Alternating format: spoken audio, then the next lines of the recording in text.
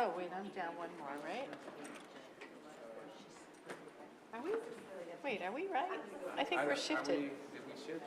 I think we are shifted. No? Shepherd, LeBron, Hallmark, Bunche, Oh, White.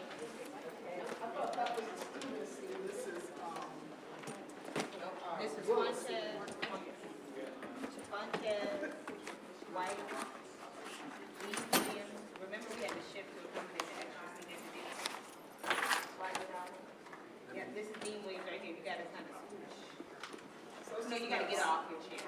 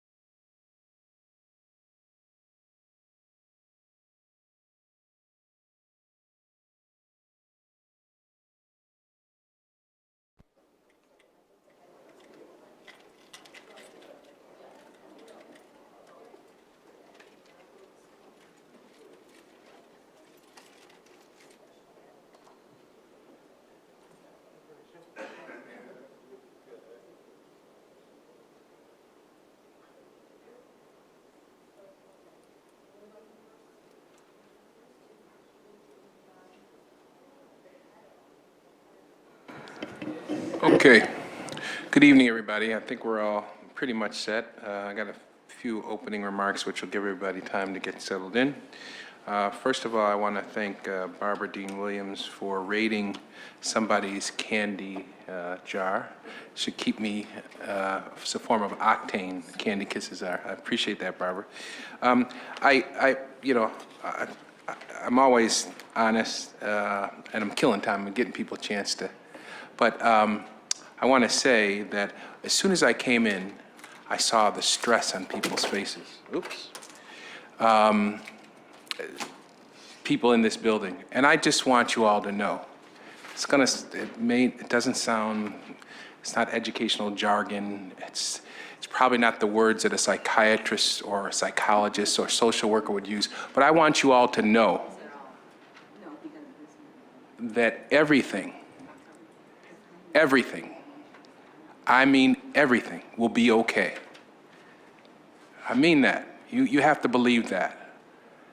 Because people will say things and do things and write things that will make you doubt what you are doing. And I want you all to know everything is going to be okay. Now, my God tells me that, right? I don't know where you get yours from, but I am extremely confident that everything is going to be okay. The faces I saw today, you should not see on the faces of people who are genuinely care for kids. So we need to reorientate ourselves. Step back from the work for a minute and remind yourself that you are here for a reason. It's not because the commissioner sent you here. It's not because somebody gave you a certificate. You are here to serve children, and you are doing that. It's important that you remember that. So all this other stuff we're going to do, it's important, but nothing is more important than is what is in your heart. And what I saw today, I saw that people losing that over stress. And you can't serve kids if you focus on adults. I think that's what the report said. And the irony here is, we're so focused on adults right now. I said to Barbara, I'm gonna keep it real with you. I'm concerned that we're not focusing on children. Now, the result is supposed to be of this good work is that it will improve our effort. So in the long game is that we will become better. And I believe that with these recommendations, but don't lose focus. And I said to Barbara, I was gonna say this a little bit later on, I'm concerned about our children's lives. They gotta read, and they've got to understand mathematics, and they've got to graduate. And Barbara and her team have the unenviable task of figuring out how to juggle the importance of this report and all this other stuff that we're doing, and reconciling that with the real-time needs of children. Because to the extent our chiefs are tied up and our deputy superintendents are tied up doing this stuff, they're not in the schools.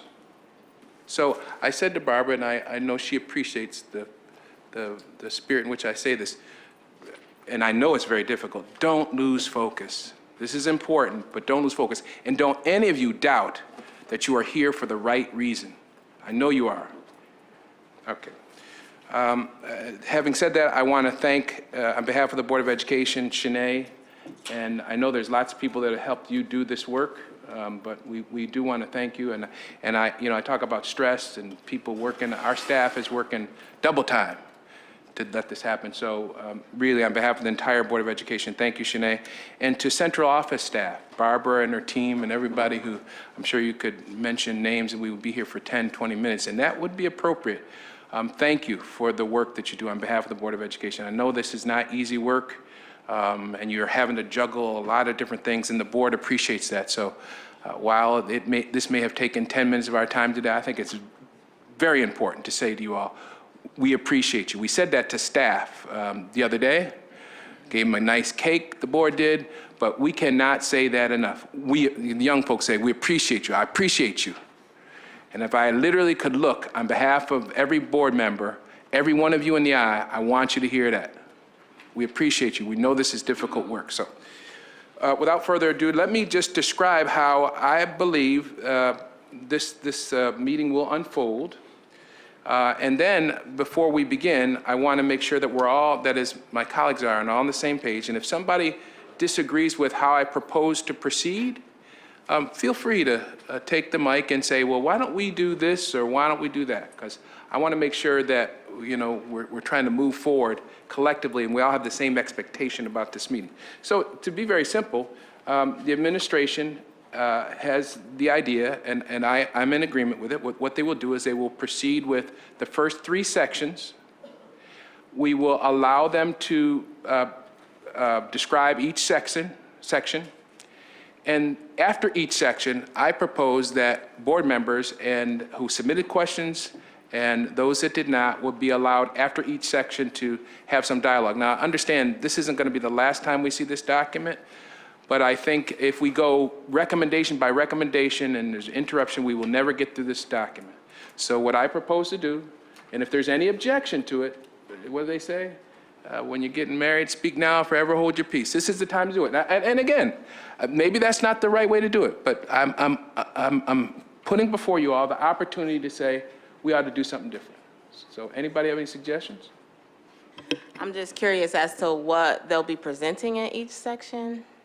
Well, Barbara or Beth, somebody want to respond to that question? I'm sorry.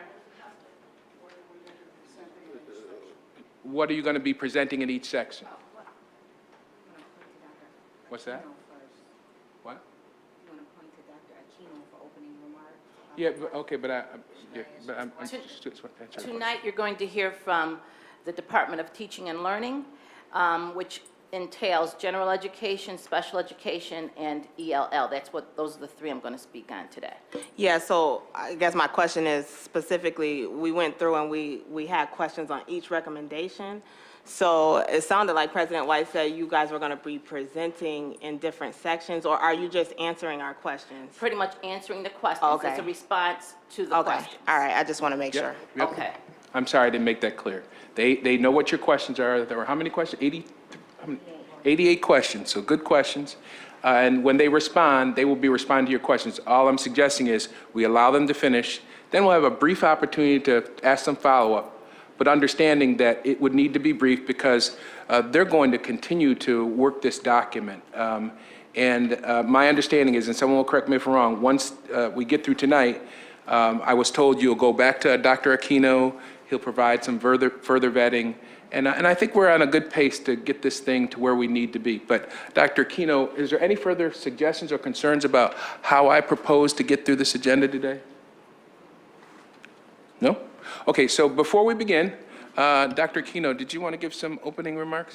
Or would you give some opening remarks? Thank you. Yes, Dr. Lee had asked me to frame a little bit the process in terms of how the district should continue approaching your action plan in your response to the state. And one of the things that I've said this on several occasions to the administration, but I encourage the board and the district to see in your action plan and your response as an opportunity for the district to reflect on how to improve the system. Not only to think about we're just going to be responding to each recommendation.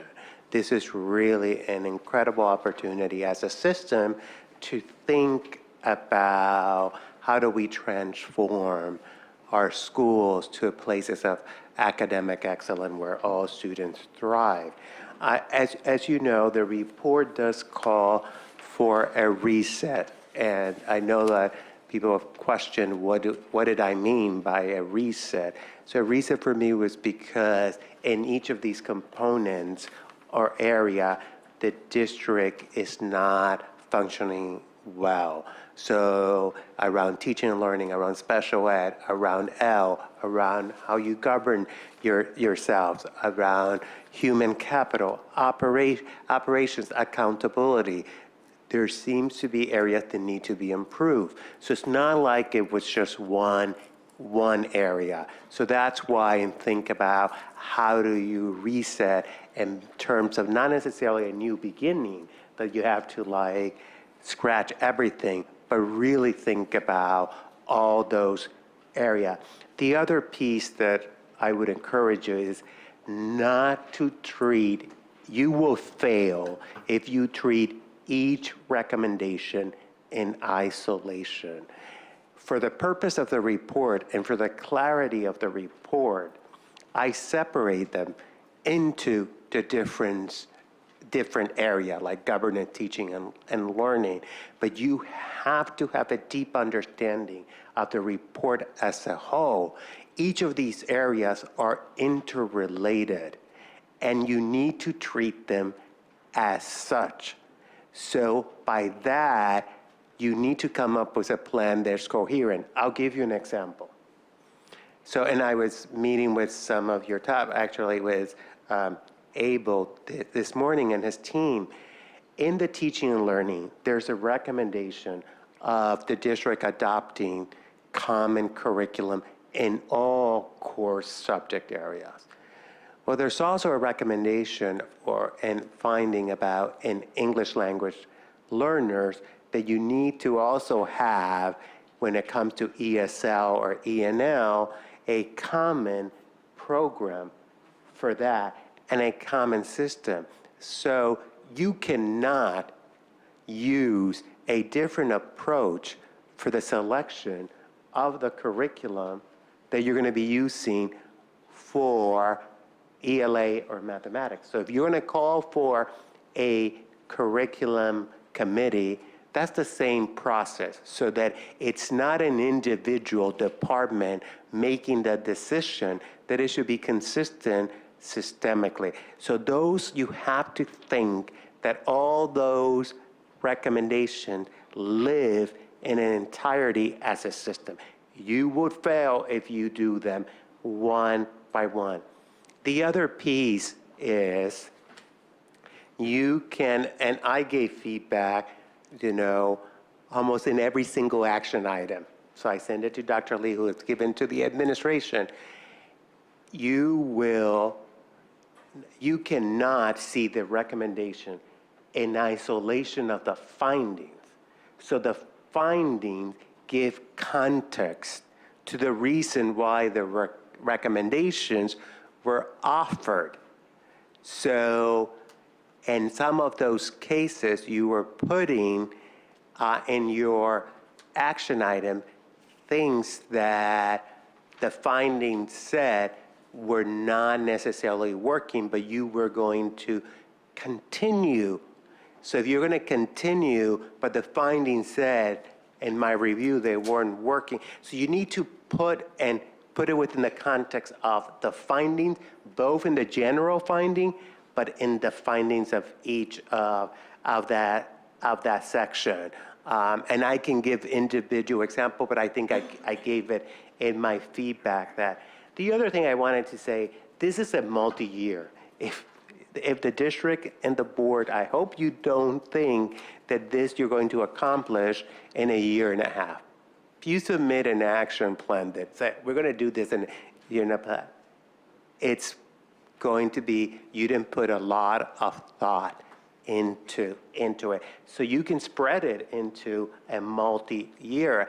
And because a lot of these also are going to have a huge prize financial implication that the board is going to have to plan for it. So you have to think about that.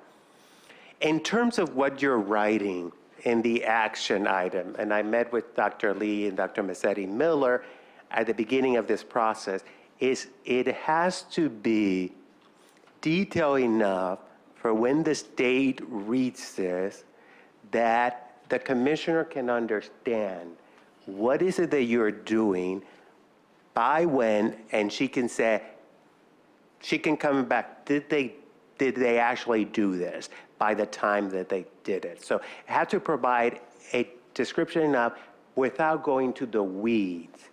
Because in many of these, you're going to have, when you're actually doing it, you're going to have a project plan for a lot of these activities. But it has to be detailed enough that the reader would understand that, knowing that you'll have a project plan.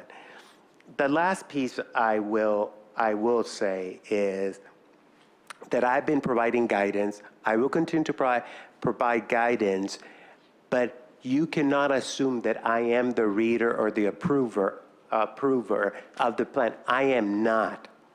So it's the state and different people. So in your preliminaries I was reviewing, I knew some of the things that were happening. So I could say, yeah, they didn't list it, but I know what's happening, but I am not the one who's going to be approving your plan. I obviously provide feedback to the state, so it needs to be clear enough for that. I'm going to be giving you and continue to give guidance, but I'm not the ultimate person who's going to, there's going to be a team in the state to approve it. So like President White, I want to thank the staff who's working really hard to come to this plan, but my last reminder is, again, where I started. This is more, I think when the state looks at this, they're going to see, did the board and the district really took this as a comprehensive process to transform the district? Or was it just a compliance exercise that we needed to submit this? Does it reflect the thought of what really needs to happen? And is it a coherent vision?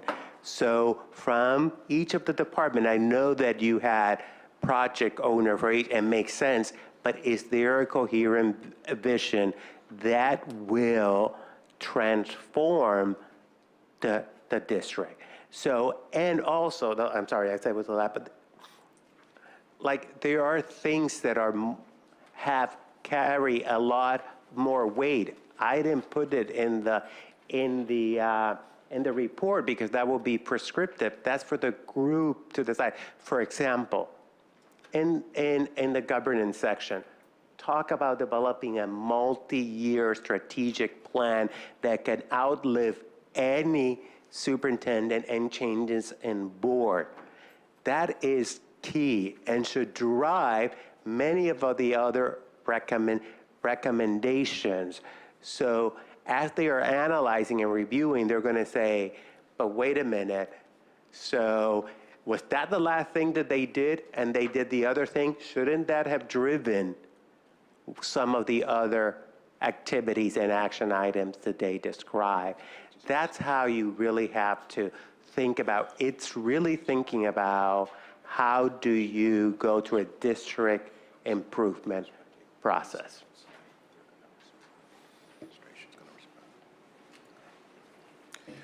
Thank you, Dr. Kino. I thank our board staff on behalf of the Board of Education. I, of course, thank Barbara and her team. I would also thank you for your diligence. I know this isn't easy, and a lot of emphasis is put on your skills and your experience, so we appreciate you making that available. And in the end, the result will be a better district, and I'm confident that the more hands on deck, the better off we are, especially when we can figure out how to row together. So, having said that, Barbara, the floor is yours. I don't know who's going to go first. So I believe Dr. Golden is going to go first. Is that correct, Dr. Golden? Okay. So they're just going to go through sections. She's going to do teaching learning. Part of their response is going to include responses to the questions. Good evening. Brief question and answer session afterwards. Okay, so before I address each of the items with the questions, I just wanted to share with you some of the beliefs that will serve to frame much of our reset. Having the same curriculum is a revolutionary step with authentic, interconnected texts and tasks at every grade level, which is what we're striving to do. We must, as a district, provide teachers with the time and support to become experts in teaching at levels of high quality. We must explicitly link the what, which is the curriculum to teach, with the how to teach it. We believe principals need to know how to create a culture of learning among their faculty members. They must be held accountable for growing the knowledge and skills of teachers, not only students. And finally, for teachers of general ed, SPED, and ENL, and everything I said applies to all three, to practice what they teach, the entire system must focus on facilitating, providing the time, the resources, and support, and collaborative inquiry process that will in turn facilitate powerful learning for our students. So I just wanted to frame that.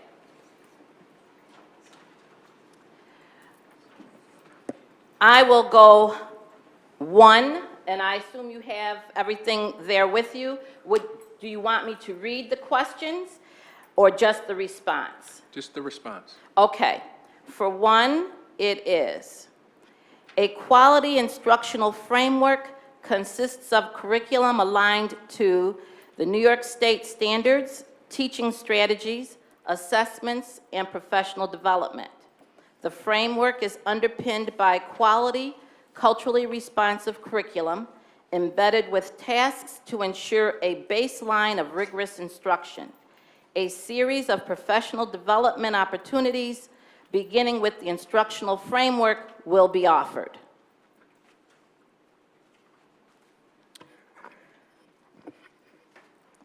Going to the next question, it still is one.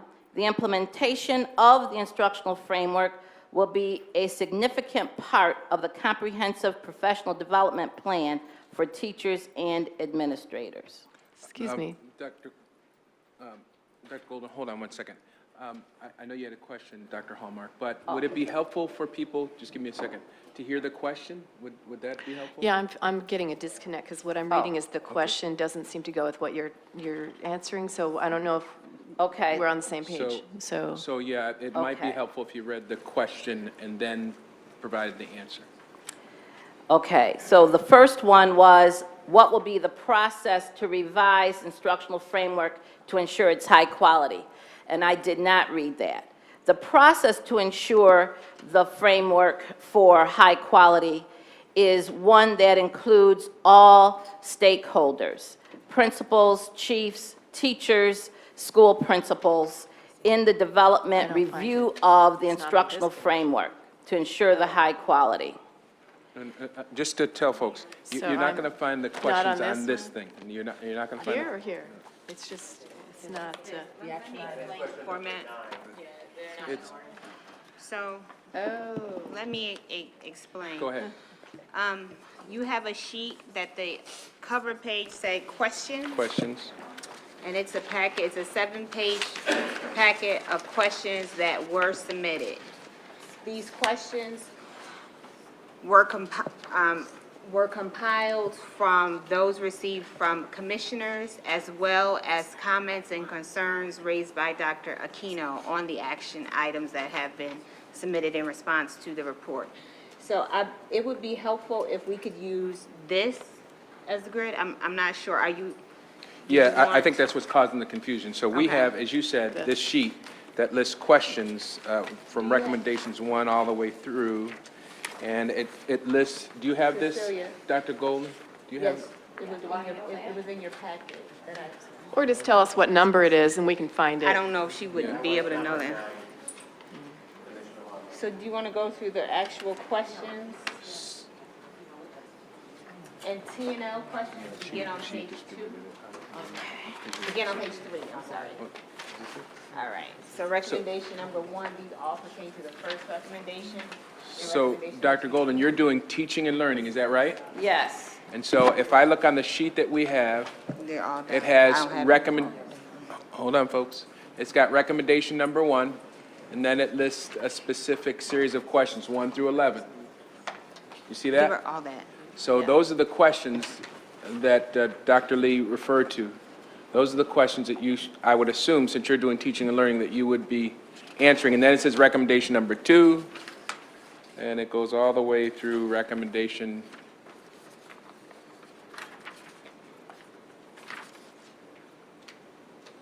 number 42. Is that right, Dr. Lee? Yep, and then there's a next section, special education. And then the final section is English language learners. So it would be helpful if you utilize those questions. Okay.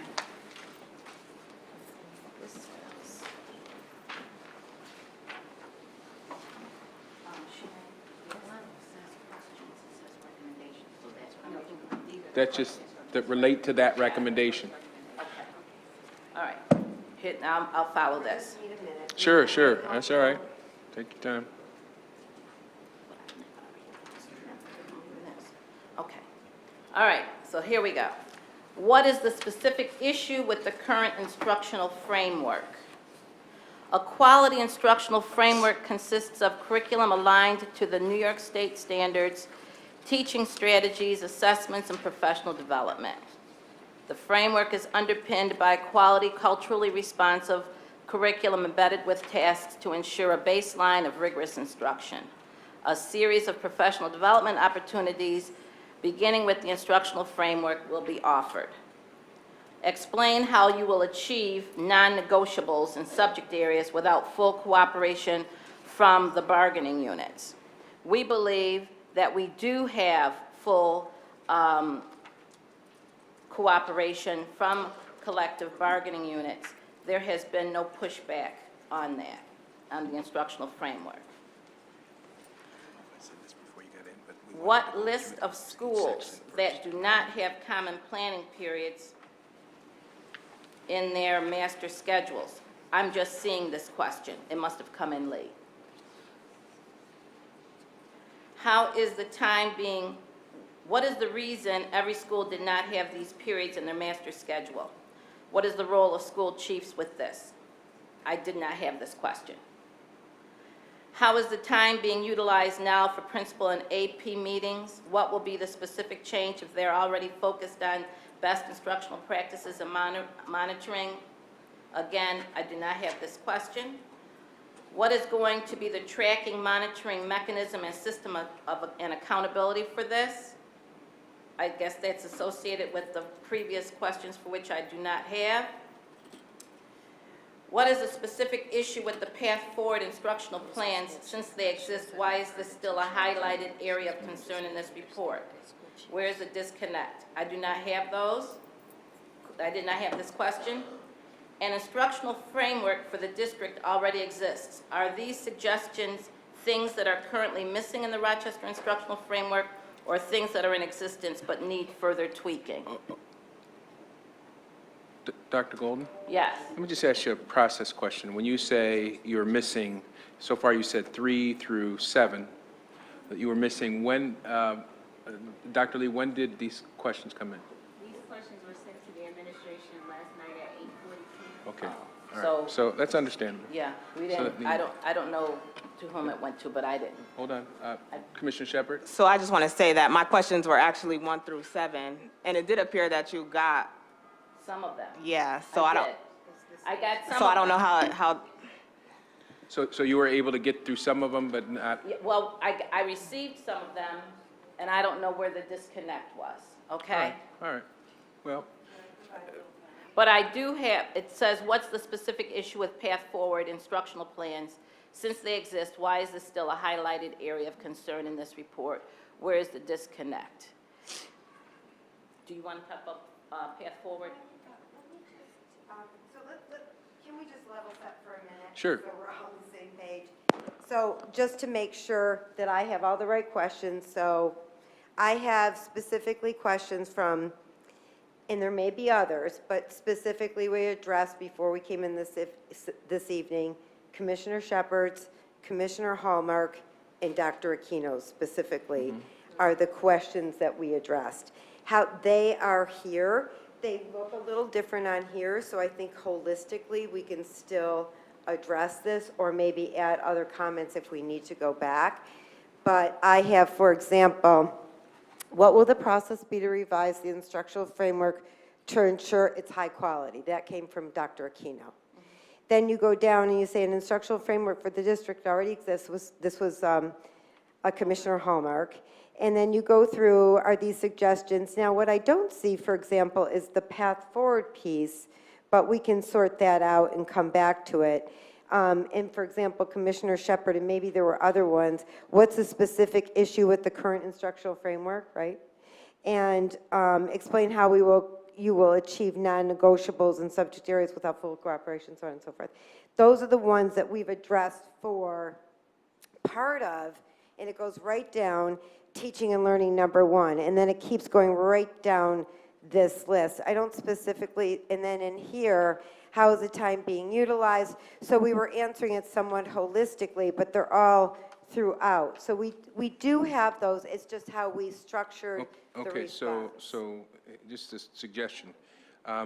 And this is difficult work, and I don't know that anybody's ever done it like this before, so we have to give ourselves a little allowance for mistakes. But the next time we meet, board staff and central office ought to coordinate, ought to be working off the same questions. We should Right. not be, right? And I think one of the challenges here was these are great questions by Commissioner Shepard, but again, and she's working to provide guidance and direction for the district, and so are you all. But 8:45 p.m., maybe you all need some more time to respond to them. But let me just be very clear. When we reconvene on this, or as you guys are waiting to whoever is doing, let's see, whoever is doing special education and English language learners, be ready, because when we get to you, hold on, when we get to you, we want you operating off from these questions. And if you don't have the answers because they came in later, that's fine. Just do what Dr. Golden was doing. I don't have that. We'll provide it later. But I do want to provide clarity. I think when we switched, let me just address this, because when we switched over formats, it just switching to different documents, that's why we needed to level set for a hot minute. Sure. About which document we're working from. This is the document we're working from today. So, and that's the document that the board is working from, right?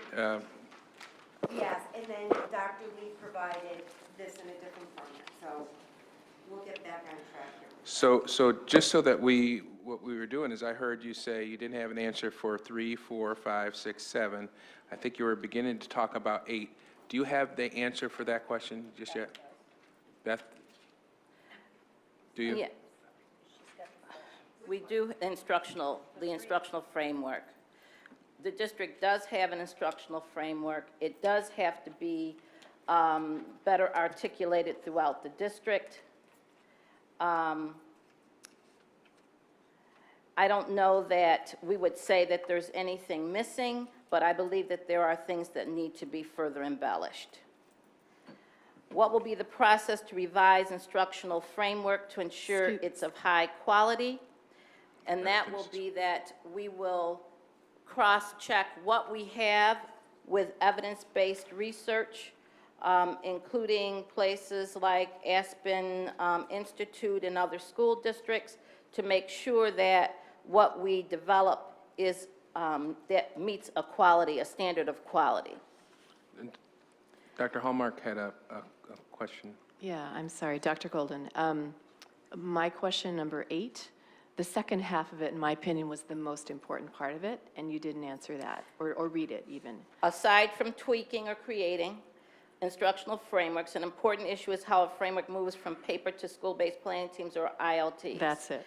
And what we have stated is that the instructional framework itself will be part of the school-based planning team training, as well as represented on the agendas for each each meeting, along with the mission of the district.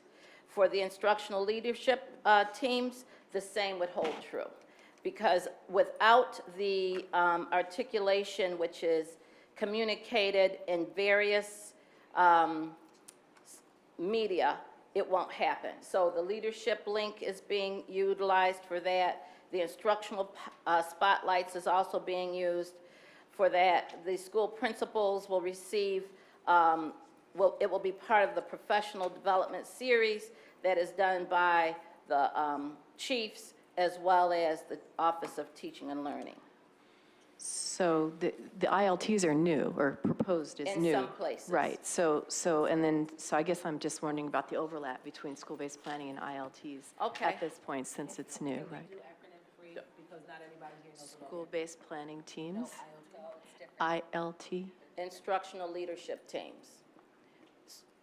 So you asked me a question about the crossover or the connectedness, and that's in the report as well. School-based planning teams are sanctioned by the Rochester Teachers Center and ASAR.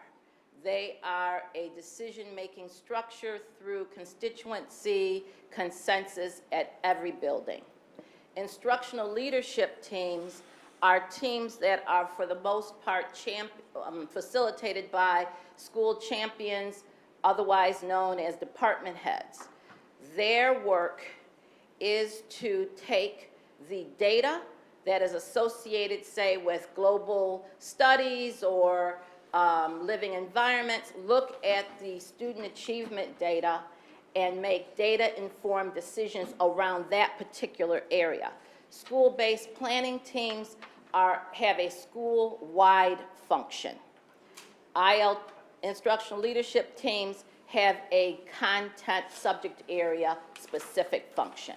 Does that mean the school-based will not be dealing with content area then? I mean, or is it going to be sort of repeat stuff in both groups? I think the ILT's job is to do the deep dive into the data. The school-based planning teams, as you may know, have representatives from parents, Right. teachers, Bente in some regards, RAP, and administrators. They may meet an hour, hour and a half, once a month, every other month. Instructional leadership teams will be meeting weekly, if not every other week. Their sole job is to do the data dive. School-based planning teams address instruction from how classrooms are organized, to the instructional practices, to the implementation of the reading program, if that is it, or the math program, to how well curriculum is being addressed by the teachers in the classroom. So really difference between instruction versus content is really, sounds like the difference between the two then. How you're dividing. Okay, thanks. Again, I had asked at the beginning of this proceeding that we allow the administration to complete their answers to the questions, and then we'll reserve some time at the end of each, I'll say at the end of each recommendation for you all to ask your questions. Because again, this is a lot of stuff, and I want to make sure that at least the answers get out and there's a response. And then if there's some follow-up at the end of each recommendation section, we'll hear comment or questions. Dr. Kino, did you? Yeah, I just wanted, again, to remind my opening remarks. And I wanted to focus because with the question that Commissioner Hallmark mentioned as to whether there is an instructional framework, if an instructional framework exists. So my review did not find that. And I know that in what you submitted at the Administration Teaching and Learning, the link was for an instructional framework from April 2006. In my walk-in and all, that is not being used. I understood from what you submitted that you were going to use that as a model to revise it. But maybe I'm wrong, but in my findings was that there was currently no instructional framework that was guiding the work. The same thing with the ILT, which was another recommendation that very different than school-based planning team. And we had this conversation in the principal meeting in Dr. Massetti Miller's group, and it was some schools have a version, but there's not a systemic district-wide concept of ILT. Mm-hmm. So I would encourage you to really think strategically and systemically on how you're going to approach this. But for my review and for the state, you currently do not have an instructional framework. And I don't know if that's the one you're referring to. That was 2006, and I thought you were going to use that as a model. I really want to guide you and help you when you submit this, because these are the things that they will question, the state will question. So, Dr. Aquino, I just want to say that while they're level setting, so the level setting is important, right? Because we actually have school-based planning teams, which are shared decision-making teams under regulation and contract. We also have something here called building teams, also contractual. Your use of the term ILT has very specific meaning. It has an instructional focus. So one of the things that I had suggested is that we use a graphic organizer to sort of outline what each of those three things are.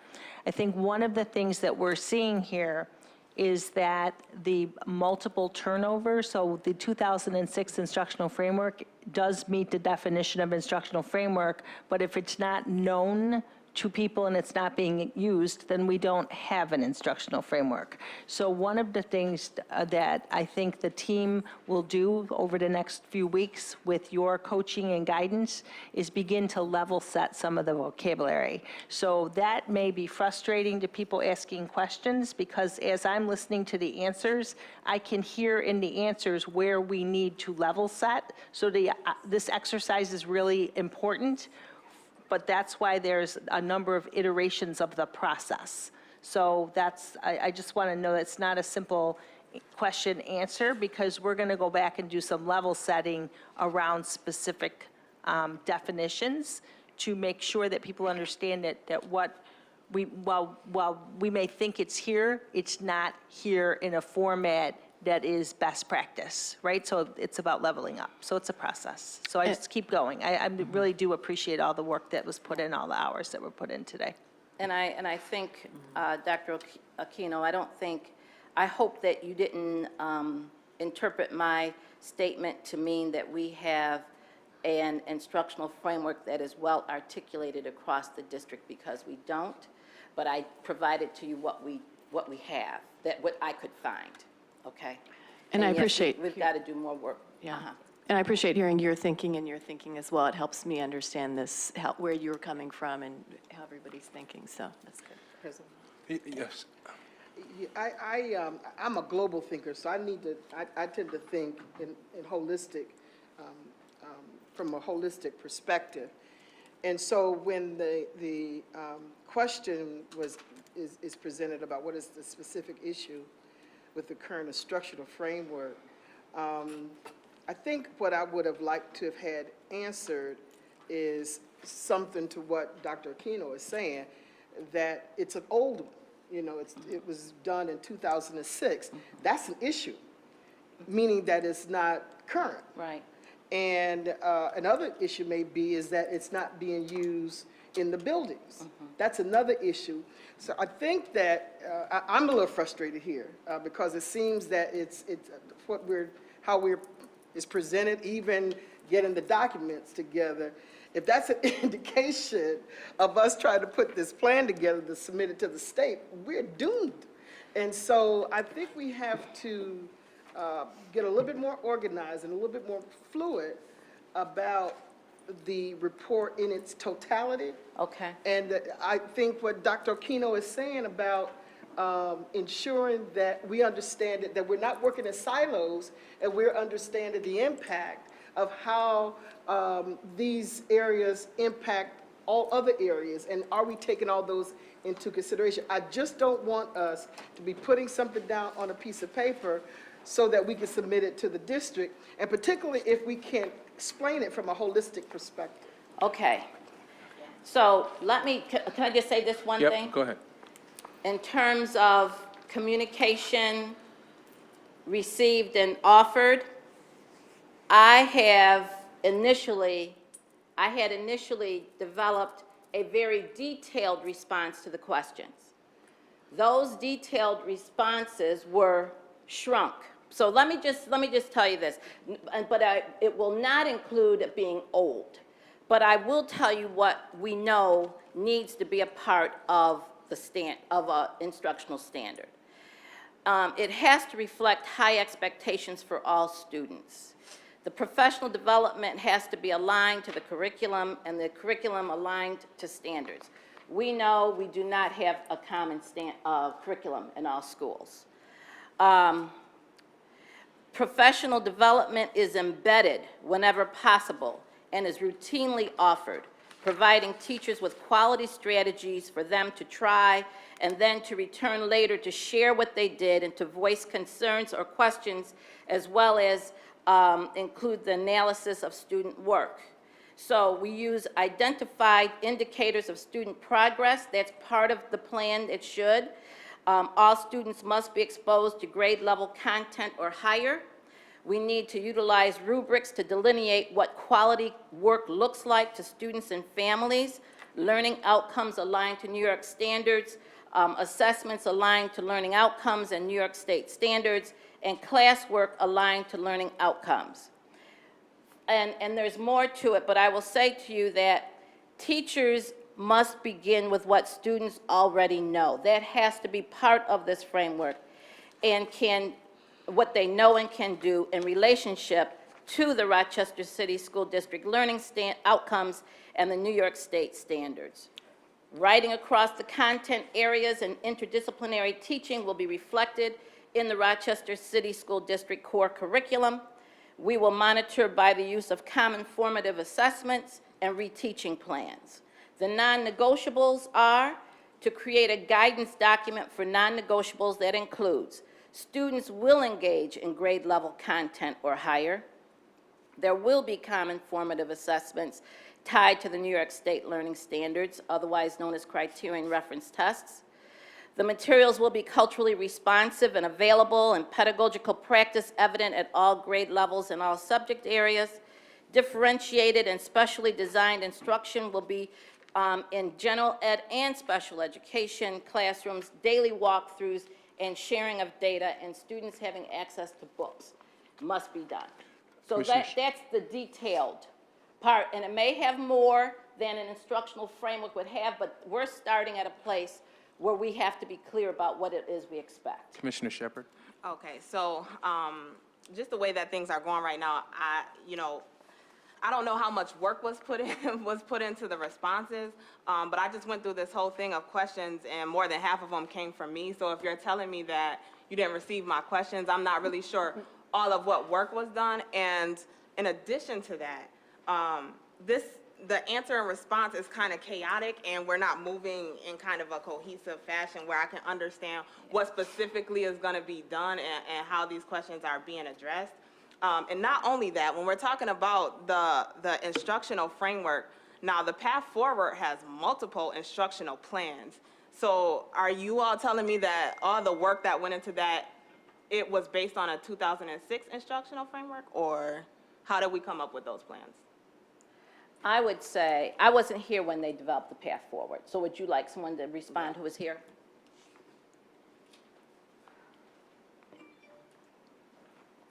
Okay, so in terms of the path forward there were several things that did come out similar to Dr. Aquino's report around common understandings and a common language for curriculum, about how we are providing support to our principals, our leaders across the building, and also about, actually not on this, but it was about implicit bias training to all of our staff. Those were some major pieces that were around staff development. In terms of the instruction at the time, was a theory of action about how do we assess every school in terms of where they're at with curriculum. And that is exactly what we did. We did an inventory about where people were at. That is true that even though we have been working from some outdated, if you will, but still practical pieces of a framework, what a good block looks like, what a literacy block looks like, what the day looks like.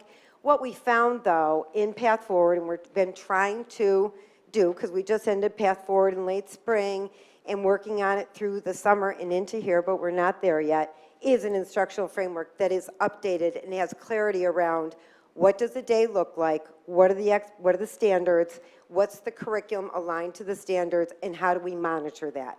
then a lot of this plan and the questions that I saw, to your point, Commissioner, was about how do you then translate it with APs and principals, because that is one of them. So the path forward wasn't just the writer of it, but the coordination of it moving forward, and that's what we're doing now. So if that answers your question. I do want to say, though, that we did spend time on this today. I know we got off to a rough start with the papers, and I truly apologize for that. We're looking at multiple documents. We did have your questions. I want to be clear about that. We had your questions. So when we tried to answer this and practice it, we started off with probably the first question is probably one of the biggest questions in the whole document. And we want to have a coherent answer for you. And we are doing that. So we did look at it holistically today as a team, and then getting ready for Dr. Golden, that is her work, the work she's been doing, to build a plan out from there. So path forward, set the stage. Now the development and implementation, as Dr. Aquino's pointed out, is the work. Okay, so just to sort of recap, we began with teaching and learning, recommendation number 1. We went through questions 1, 2, 3, 4, 5, 6, 7, could not be answered. We don't have answers for them at this particular time. Then there was conversation about question number 8. We did not, and we sort of indirectly answered 9, no answer yet for 10 or 11. We sort of began the question and comment period a little bit early, but that's okay. So I'll ask some follow-up questions, sort of piggyback on what Dr. Aquino said. If I'm looking at this document, or if I'm looking at your response,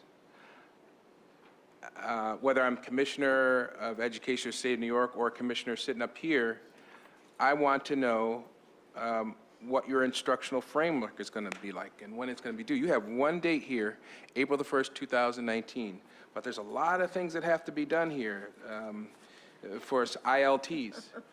Surely you don't mean that the ILTs would have to wait until April the 1st, 2019. So I would think that, again, thinking as Dr. Aquino has suggested, or like anybody would, you should have some projected dates that relate to specific things that you're doing. So ILTs, I might be able to say, and again, having served on a school-based planning team, it was not an instructional team. We weren't really focused on instruction. That's not what we were doing when my kids were at number 12. This map should indicate when you're going to do the ILTs. It also, in this section, talks about school master schedules, right? That was the recommendation. I think if we're being very specific, and I don't know how detailed, but there should be some conversation about school master schedules and when you anticipate that schools would have these master schedules. I'm assuming this is coming from central office, these master schedules? Master schedules are done at the school level. At the school level. And then finally, let me add professional development. Here's, I think, what Commissioner Shepard was getting at, or at least is what I'm getting at. I think your guidepost today was the questions that were asked. Now, again, you didn't get some of them and you need more time, that's fine. That's how we should proceed today. That should be how, and if you don't have the answers, you just tell us you don't have the answers. But when you give the answers, I would be thinking about this document here. So just focusing on ILTs, I don't see when you're going to do them. Who's responsible for them? Is it always going to be the Deputy Superintendent for Teaching and Learning? Is that right? Let's just focus on ILTs. Okay. When would that happen? Well, Commissioner, we did not focus on the resources nor the completion date because we were told that that wasn't what we were doing today. Right, but there's questions. There was a question about ILTs, and that was Dr. Hallmark's question. I felt it was answered. Did you? We do a grid, as you were saying, to lay out the difference between school-based ILTs Sure. and, what was the third one? There was a third one. School-based Oh, ILT. building teams, building Building teams. committees. Clarify each of them and show the overlap or the non-overlap. That answers my question. Okay. And also, President White, there is another specific recommendation on ILT. So I'm assuming that it's addressed there. Where's that one? There is a different recommendation, just an ILT, separate than this one. for clarity, you're saying there was a recommendation for ILTs? Separate, as a standalone, Oh, okay, I yes. see. Having ILTs is absolutely best practice because it helps to focus the attention on the data and improving or accelerating student progress. We do have a few ILTs in schools right now. There is no reason why we would not have instructional leadership teams in all of our schools by 1920. That's not hard to do. Okay? Commissioner Shepherd? I just, I don't know what we're doing here, because the recommendation is tied into the ILTs, and I had a question around that, and it seems like it piggybacks off of Commissioner Hallmark's, which means, are we gonna collapse some of the teams? Are we gonna duplicate the teams? Like, what's gonna be the charge for the teams? Because it's all interrelated, which is what was a part of Aquino's opening statement. So I just wanna ask the administration, like, what do you need from us to make sure that this conversation goes smoother? Because we have like 9 other sections we have to go through, Right. and it can't go through like this. Okay, so, first on the block, I'll take the hits. I don't know if we are talking about collapsing any teams at this point. I think that we have to, number one, school-based planning teams has a charter, and it's come out of the bargaining units, okay? That's one thing. Building committees, their charge is to look at potholes, copiers, that kind of thing, okay? Commissioner, if you at your school-based planning team at School 12 did not focus on instruction, they were outside of the charter, because that is really their job to do. As we get the instructional leadership teams going, I know for a fact that there will be questions, because when I attended a school-based planning team recently, there were questions to the school administration. How, was the team composed? Who made the decision? That kind of thing. So they are new, and so they're going through that kind of processing right now. But I'm not at the point to say what will go away and what will be merged. Does that answer that question? So let me offer some clarity. So recommendation 9 under teaching and learning was on established instructional leadership teams, ILT. And so then there was the action item that you provided. So, and then there are obviously several questions that were posed there, because we are talking about IoT, but that's recommendation 9. So, Right. So again, just for clarity, to everybody who's going to be presenting, right now, what we agreed to at the beginning of this meeting is that we would go through the questions that were answered, that were provided. If you have the answers, you provide the answers, and at the end of every recommendation section, we'll leave time for answering questions. Right. That's what we agreed to. Okay. And Doc- I apologize, Commissioner Shepherd, because that question is number 9, and I will get to it. I'm still on 1.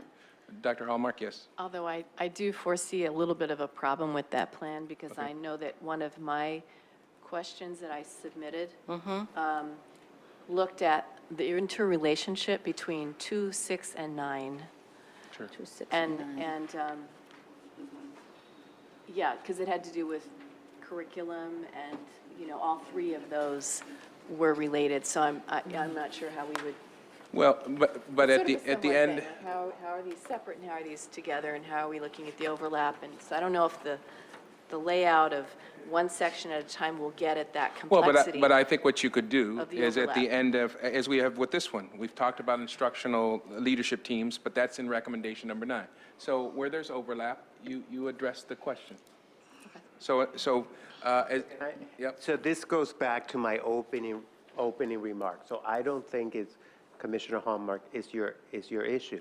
So this talks about coherence, because your question on number 1, even though number 1 does not talk about the IoT, but your question was how was the instructional framework was going to transfer from a paper into the school-based planning teams or the IoT? Really good question. So when it's being addressed by the administration, they can address and say, that was another recommendation, and 9, and this is what we're going to be doing. Again, so you're not seeing it in isolation. That's why we're encouraging you to take a more holistic approach and seeing that they are interrelated. Right. So that would have been a good opportunity to say, and you will see that I'm going to give more details on how we're going to talk about the ILT, but the ILT will do this and this and this and that. They are interrelated.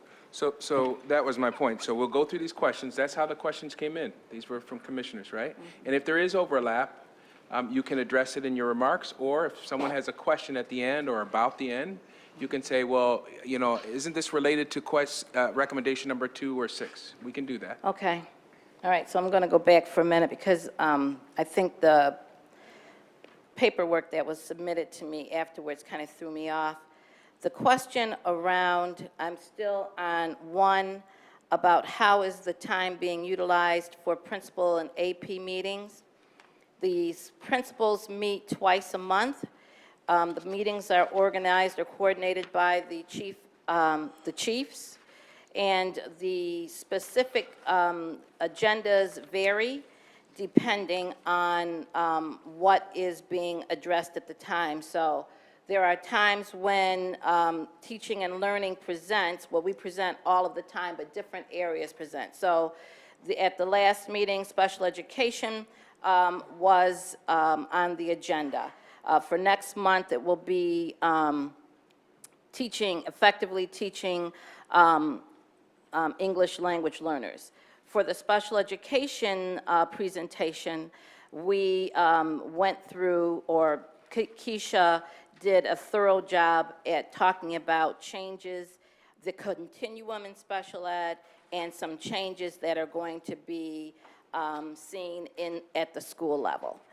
What will be the specific change if they are already focusing on best instructional practices? What we're going to do is create a tiered level professional development plan, which means some principals need different areas of development. If you're principal of a bilingual or school where English language learners are the majority, there are certain skills and competencies that you would need for that. If you're a principal where where you have students who are classified with special education, you need to understand about functional behavioral assessments, behavioral improvement planning, how to effectively monitor and critique CSEs, IEPs, and also take full responsibility for the education of gen ed, special ed, English language learners, making sure that all those students have access to high-quality education. So the difference is the tiered professional development. Right now, every other week, all principals come together. There are some small groups, but we have talked about bringing in just particular principals and focusing on skills and competencies that they need all day.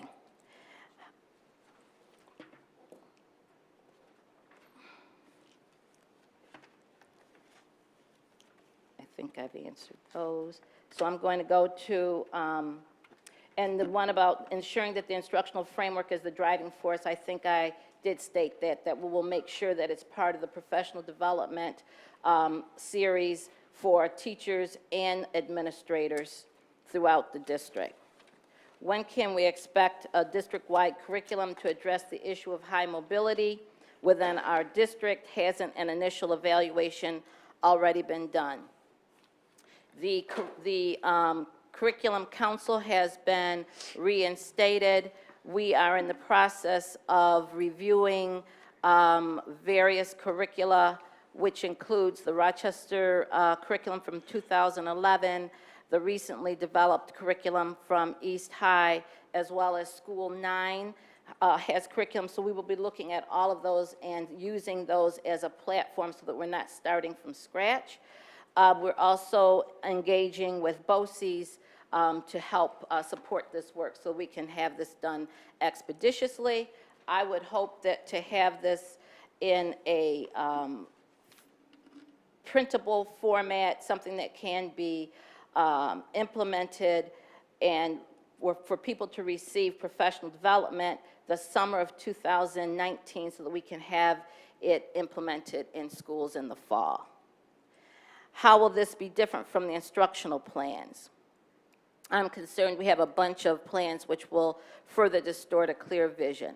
The curriculum is the common what of what students will learn at every grade level, every subject area, inclusive of strategies for teachers to use to make sure that students receive enough practice and instruction. It also will have assessments built into it, and everything is aligned to the New York State, the next generation standards. Instructional plans are developed by teachers, school buildings, will be part of the focus of your instructional leadership teams. So curriculum and the instructional plans are aligned. They are different, but they are aligned. There's a superintendent regulation 4511R that specifically states the Deputy of Teaching and Learning will create a rubric. Since this has been work in this area, provide the current rubric that is being followed. We do not have a recently developed rubric that is part of the work that is being done. Principals have requested it. There are rubrics that have been developed at the school level, and we know that we need to have a rubrics for the various grade levels and subject areas, and so that's part of the work that we're doing. Provide the existing board policy. It's not on the district website. I don't know what that is. Okay. Please explain the proposed school-based planning team ILT relationship and what is meant by a waiver process. If I'm understanding this correctly, a default common curriculum would be the norm, but there would be a process for proposing, developing alternative curriculum, provided they're aligned with next-gen standards, are culturally relevant, and are subject to school-based planning team ILT oversight. How are the building champions related to the school-based planning teams? I think I may have answered that, but I'll talk about. Yeah, this is my question again. Okay. It's connected to All the right. earlier one, obviously. Right. But I think what's at hand right now is that in my most recent answers to the board log, there was a list of what folks call curriculum in their buildings. Some of them are curricula, some of them are programs. So we have to really do an assessment to see. So it's my focus right now is to develop a common curriculum. A waiver process for curriculum is not what we're discussing right now. But we will talk about waivers for programs and standards for making that decision.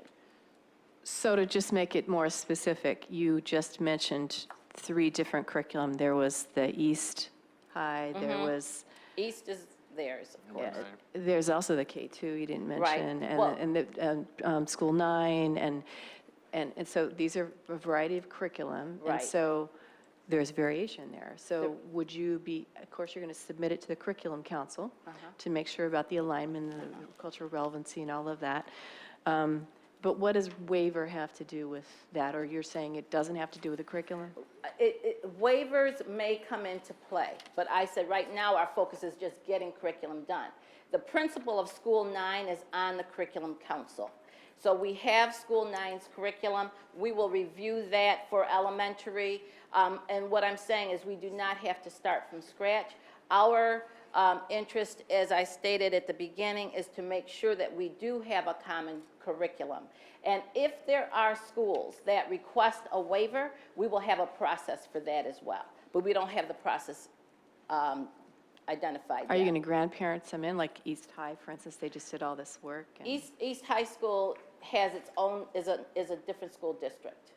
No, it's not, but Well, sorry. I hear you. You know what I'm saying? Right, But East High School is giving me their curriculum from which to work. So, we'll look at that, all right? what number am I on? 17. How are the building champions related? I think we have to determine that there must be a communication among any committees within a building, otherwise they become disjointed. And so that's part of the transformational process that we have to have in terms of developing a conceptual framework that works. We would encourage schools to do a lot of that with support from central office. What process will be used to evaluate the current status of the curricula? We're going to have to, we know right now that we have different curricula in different buildings, as I said, and an assessment process of how well the curricula are aligned to the New York State standards. Are they aligned to the next generation standards? Do they have embedded within them formative assessments? Are the learning outcomes per grade level obvious and easy for staff to follow, for example? Will the district adopt common programs to deliver the curriculum? The answer is yes. If so, what is the timeline for each content area? What is the process for selection? What is the process for securing funding? I'll start with the process for selection. If it has to do with textbooks, we have a process for selection of textbooks, which is inclusive of representatives of teachers and administrators in the district, as well as a processing by school parents to review the books and all. The timeline for each content area, that will be part of a budget discussion, because as you know, textbooks are a significant budget, have a significant budgetary impact, so we will see how that works. But everything's happening right now, which is good, so the planning and for the budget and also the curriculum and trying to determine which textbooks need to be adopted. For example, some social studies, I think, is about 10 years old. But we also have, in addition to print, is also online books, which we're also looking at. What is the process for securing funding? And right now, we would be looking at grants to support anything that the A fund cannot do. But because this is pretty much our responsibility as a district, there are certain grants that we can automatically eliminate, because Title I, for example, is to supplement and not supplant.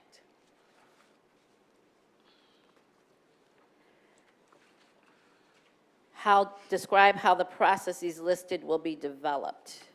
So the processes are developed in concert with the various departments at central office, teaching and learning, Office of School and Innovation, Office of Accountability, and the Curriculum Council. All right, so before you move on to the next section, a couple quick questions which Dr. Lee can record and you can provide the answers later. It took us X number of years to develop that K through 2 curriculum, right? Is that right? I don't know how many years it took, but it took a while. What's that? About four. No. These are some questions that I'm Oh, adding, all okay, right? okay. So, and again, Dr. Lee, just record them, and I appreciate a response to them. It took us about X number of years to do this K through 2 curriculum, right? How many years did that take? About 4, I think. About 4 years. So again, I'm thinking about time frame and real hard responses to the Commissioner of Education in terms of what we're going to do. This whole thing is about curriculum development. So you don't have to answer it now. What's the time frame for doing it? If it took us 4 years to do K through 2, and that still isn't right? How long will it take for us to do K through 12? And you don't have to answer that now, but that, you have to give that some serious thought. And I'm sure the Commissioner's going to want to know, well, you're talking about, common curriculum. How who's going to develop that, and how will it be rolled out? Are you going to co-opt East curriculum? Are you going to take BOCES? But again, that's the first question. And then I looked at, to answer to one of the questions, there is a, number 14, there is a superintendent regulation 4511R that specifically states that the Deputy of Teaching and Learning will create a rubric. Obviously, no one has really been following that regulation. We have protocols for ensuring compliance with board policy. We review them with general counsel, but I'm left with the question as to how's that going to happen? We're not even doing, it would appear, we're not even doing what our superintendent regulations require. 4511 requires that the deputy will create a rubric, and I think you said there is no rubric. Is that right? Central. I've not been able to find a. So you don't need to answer that. Okay. But I need to know that if you're going to say to the commissioner, we're going to have this rubric, how are we going to make sure that we do that?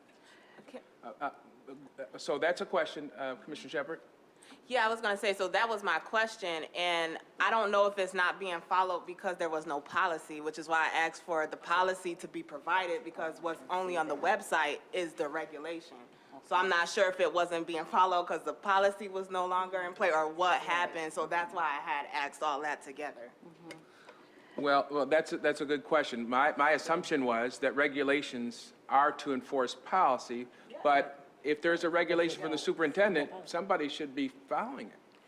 But what I'm hearing in Commissioner Shepard's statement is that a superintendent's reg is to help operationalize a policy.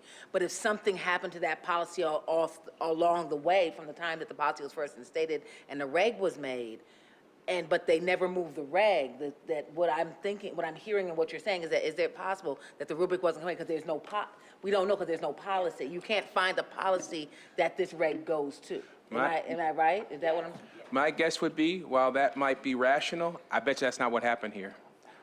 My guess is that they just, I know we're all just sort of speculating, but my guess is this has nothing to do with the policy being there or not being there. Somebody, and beyond this administration, wasn't following their own superintendent. These are superintendent regulations, not board policies. These are superintendent regulations. And somebody wasn't apparently following that. Yes, Barbara? So I apologize, we'll check it. There is a process. Every board policy is mapped to a senior team member. Every regulation is also mapped out, so we just have to back map it, so we can do that. In fact, I'm trying to do it online right now for you. So I guess my question is, and it can be answered later, 4511, why wasn't it followed? And again, let me just say, my guess is this has nothing to do with the board policy not being there anymore. It's just that somebody just wasn't following it. And so the follow-up question is going to be, how are you guys going to make sure that these regulations specifically related to this rubric are followed? But you can answer that later. So you want to, anybody else have any questions or comments regarding this section? Yes, I have one question. Dr. Golden, you indicated that that you had to go through and find out what buildings are using curricula, and that upon your survey, this is what I'm interpreting from this is what I heard and what you said, is that some buildings had programs that they were calling curricula, that not just because when you asked for curricula, they gave you things that may not actually have been curricula, as curricula is defined. Is that correct? Yes. So that being said, my question is there going to be like a level setting across buildings to help everyone to understand what curricula is versus a program? Yeah. So that we can make sure that everyone knows what we're talking about moving forward? Because I think what has happened over the years is people just start doing stuff and they think that they want to be right. But my question is, what is that process going to be like to make sure that we all understand that when we say curricula, we mean A, B, and C? Absolutely. And what is the process for make sure everyone has that, and then moving forward to make sure we get that? One of the charges of the Curriculum Council is to define curriculum and share that curriculum, that definition district-wide. The other piece of this is that we have to provide some professional development for folks so that they understand it and work directly with schools so that they understand what they have. I put what they said they had, even though I knew that some of them are methodologies, but that's what they're using. Right. And then I will say that when there's a vacuum, people do the best that they can. Right. And it's unfortunate, but that's what is. And this is not, and I want to say this, that this is, I understand that so, but that's why, and I know that's how we got here. I just want to say that as we move forward and we're trying to standardize things and Yes. create systems, that we make sure that we do a level set with all of our people so that when we create the systems, we're all singing the same song in the same key. That's the absolute goal. That's what we're going to do. Recommendation number 3. Okay, when you go to 3, so I was going through this. So I'm a little, Question 20. Question 20. oh, recommendation number 3. Okay, got it. It says, what created K-2 curriculum? And I think the person may have wanted to say who, but if that's not, Nope, I wanted to say what. what created, what, thank you. What initiated the creation of the K-2 curriculum? No, I want to know what K-2 curriculum are you referring to in the column that has action items? Because there's multiple K-2 curriculums throughout the district? Okay, so I will say this, Commissioner, where it grade says teachers? beginning, so one is Which? an inventory, and BOCES is being contracted to assist in the curriculum project beginning with the K-2 supplemental curriculum. That's what it should say. It's the K-2 supplemental curriculum. Anything else to that? What created it? No. Okay. She meant which? Oh, she said what? Don't worry, we're good. Okay, all right. We're good. And how much will it cost to have BOCES do the assessment? I think it was $6,000.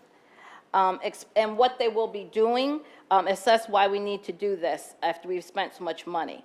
So the recommendation was when we look at, the charge was to create K-2 curriculum. That was the charge.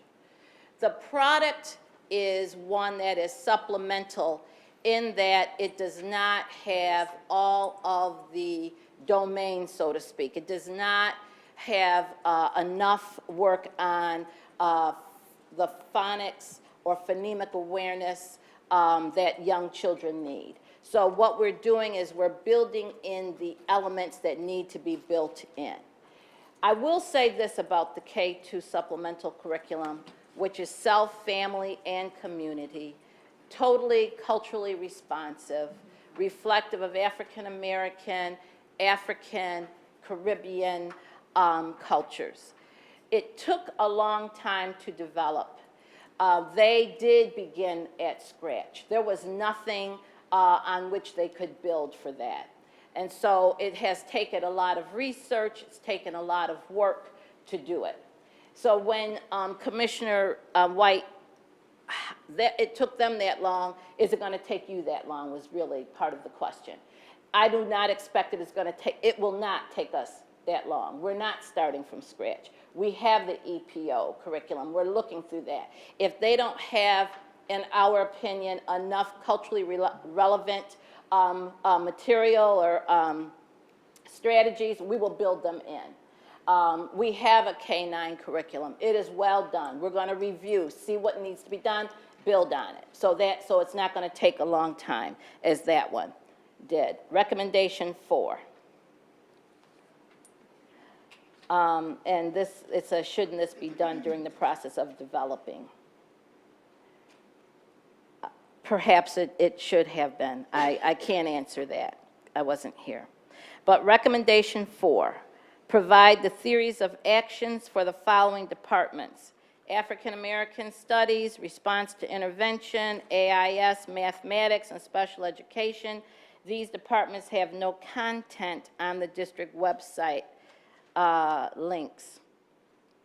So the theories of actions, I am not prepared to just delineate them to you, but they will have common elements, and where they will differentiate will be along the areas of subject matters. Now, subject matter. We can absolutely work to have the work on the website links when it's ready, okay? So we'll do that. That will be a priority. Who specifically is the district in this case of assessing? That's a good question. So the district in terms of assessing curriculum, assessing programs, what assessing what? Tell me. I think, if I may, Commissioner Shepherd was referring, what you submitted in your action item, the district will assess each department. So I think she was asking, who is the district that will be assessing each department? Okay. That's what I think she was asking. It would be the Office of Teaching and Learning, the Office of Accountability, those two, and then and when we are getting into the work, if we need to make that team broader with representatives from the teacher and other ASAR, we will do that. But I think her question was, I think was a really spot on the question. If the theories of action are being developed by individual department within teaching and learning, who within teaching and learning is going to assess? Like, they themselves are going to assess what they develop? I think that's what I think Commissioner Shepherd was trying to get at. Oh, no, they have to, it will be a team approach. It cannot be the individual that's assessing their own work independently, if that answers the question. And then, Dr. Golden, I just wanted to make sure, and I forgot to write this, I had another comment there, but the recommendation does not talk about individual theory of action for department, but the district, a clear theory of action for the district, Right. not individual department. Okay. Just a- So a theory of action system of Yes. equitable tiered support will be created using schools' criteria such as student performance data, progress toward KPIs, leadership experience, and school-based planning team effectiveness. The plan will be developed, or the system will be developed in collaboration with all constituencies in response to that question. Professional learning, of course, has to be a part of the theory of action and will be embedded into the structures that explore the new rules of school leaders' power and influence that rely less on traditional command and control models and more on knowing the essential insights, frameworks, and tools needed to leverage influence and drive outcomes. Again, it's a tiered system of school supports, which will combine professional learning and cutting-edge evidence-based practices as we do our research to make sure we have that evident, with interactive learning that will equip leaders with the techniques and frameworks needed to drive success in their schools. So wherever there's variation, it's not that, and I do know that this says that there are various theories of action, but we as a district will have a system developed. Please explain the existence, pros and cons of multiple departmental theories of action versus one. And I think I just did. That our goal is to have a theory of action, and where there is variation, it will just be because there's some difference required. For example, if you want to, what's the theory of action for advanced placement courses and making sure that the students in those courses are diverse in nature, okay? So, but it will follow a basic and will add some specificity. Describe how the process listed will be developed, and that will be developed in concert with the Curriculum Council and members of TNL and Office of Accountability. Recommendation 5, A formal tiered system of supports exists in our receivership schools, but apparently not across our other schools. Is this difference due to extra funding available for receivership schools, but not in our other schools, or something else?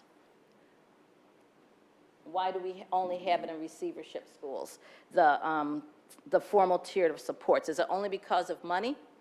It's not just because of funding.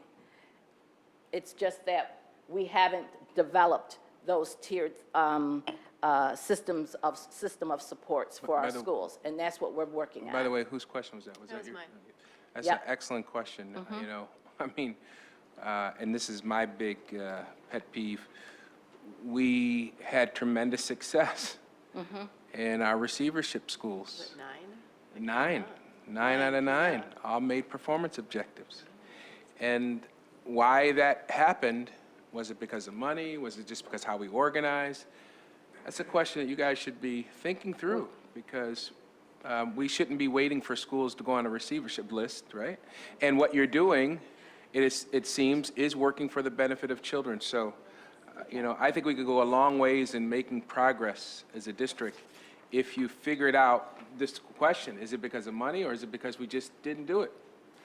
So we have some lessons learned from receivership, and I think that one of the things that we've talked about with this round, it's not just about the money, but it is about having the resources, I won't deny that, but about putting them in strategically, and then using that to drive student success, right? So whether it's expanded day, whether it's additional professional learning that could be in place. So one of the things that we have is, and this is something that I think it gets addressed at some point, that Dr. Aquino had mentioned that they did know about the theory of action. So we're going to dig deeper on that to make sure we have a common language. But it's also forced us to think about a tiered systems of support. And what we had originally responded is that we do some of that, but in all fairness, it's about there is some of it that we're doing, but we need to improve. We need to have better structures. So this prompted us to really say we're really digging in deeper. Besides all the things we have going on with new accountability, not just that, but how do we strategically support schools as having a tiered systems of support, maybe from high autonomy to low autonomy, based on your accountability, based on your number of years as a principal, based on your effectiveness of a school-based planning team. And then that's how we will also differentiate our professional learning, differentiate resources, so that can give us a structure in which to tier different supports across the system and layers in it. So in that is one recommendation. I'm not sure which person had a question on that at this moment, but that's where we wanted to be very specific, because that is something we will be looking to do.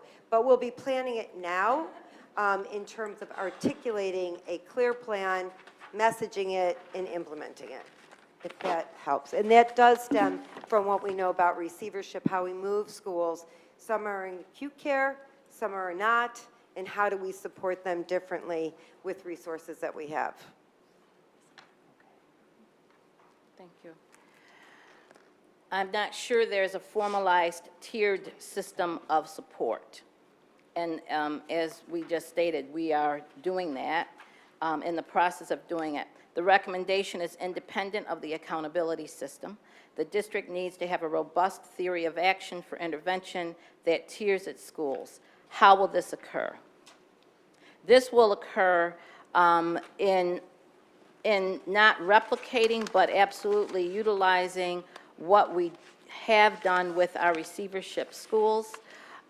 We will create this formalized tiered system of support with various representatives from schools, teachers, and administrators, led by central office, making sure we have the research that explains exactly what it is we want, what will success look like once we have it, and to get from others what they expect criteria to be as we do this tiered system of support, as was stated earlier. So sorry, Dr. Golden, that was my question and comment, but I think you're misinterpreting the recommendation. So the recommendation calls for a district-wide system of tier intervention. So by having universal, strategic, and Yes. intensive. By that, what I meant was like improving system, they have universal interventions for all their schools. Yes. Because we know that in all schools, there will be always students who are falling behind. So what are those common set of interventions that all schools are going to use? Then you have strategic interventions Yes. for a set of schools that have potential or in danger of becoming receivership. So there's a common set of intervention for them. And then there's the intensive, which are the common intervention for your receivership school. So if you have that theory of action clearly articulated, when a school exits receivership, you don't even have to think about, because they're going to go and receive strategic intervention. The Right. plan is in place. This is the whole system to avoid schools falling from universal to strategic, strategic to intensive. That's what the recommendation calls for. Okay, as you know, I'm looking at the recommendation and questions apart from the plan. And so, absolutely.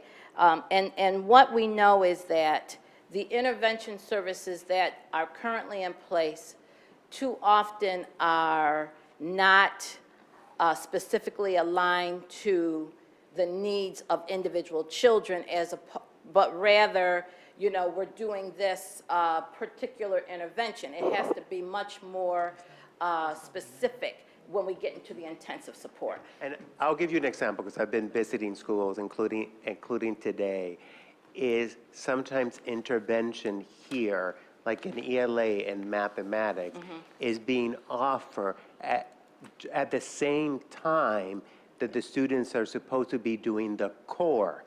So they're being pulled out when they're doing core instruction. So for me, that is not intervention, because then that's the same time that they're getting the core. So intervention always have to be above and beyond. So there's no clarity on that. The last thing I want to say about this, you have the benefit of having the author of the report in-house. So when you have confusion about what I meant with recommendation or clarity, you could just ask me, and Okay. any of you, you know, and I've offered that. Just ask me what I meant. You don't even have to interpret it. What did I mean by recommendation? I'll be more than happy to make it clear and give you example of what I meant. I appreciate that, and we'll definitely do that. Okay. Number 6.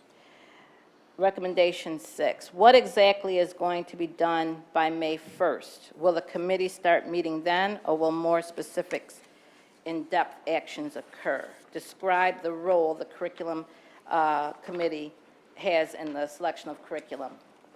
The Curriculum Council has already had its first meeting and will meet again, another meeting I think is in January. So the role of the Curriculum Committee is to determine what it is we want to create, to review the existing curricula, which we're pulling right now to make sure everyone has, to make sure that the curriculum is aligned to the next generation standards and has reinforces the notion of common formative assessments and is culturally responsive. It will also develop criteria for waivers once we have the curriculum developed. That's all in a nutshell. Dr. Hallmark?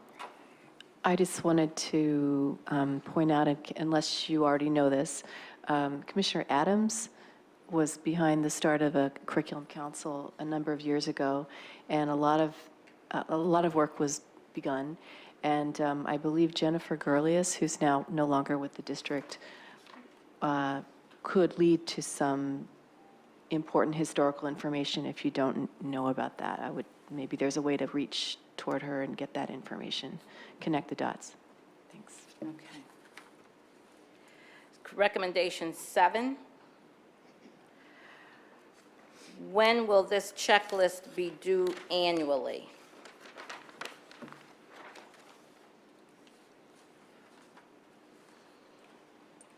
The teachers are to take an inventory of their materials and report findings to the school principal. Is that what we're talking about? Yes. Okay. And TNL advises all school leaders that books, TNL has already advised all school leaders that books are to be sent home with children, and this will be monitored with parent liaisons. This will be, this list will be completed probably, I'd say, February 15th, to give folks time with the holiday. So that would be February of every year? February, well, no, it will be February this year, right? To see what we have and we go forward. We need to do that because of the budget process. But when we look at what teachers have and need, we generally look at that about around March or April in preparation for the next school year. Commissioner Elliott? So you say that the parent liaisons are going to be the ones who are going to be monitoring that. What's the next level of accountability? And then how does that next level of accountability, if that's in the buildings, how does that connect here at central office, that level of accountability? This, as you know, Commissioner, was brought to our attention very recently, but this is not the first time district has heard that kids were not getting their books taken home. The Office of Parent Engagement is going to develop some type of survey, very quick and dirty, about are your kids coming home with the books that they need to do homework?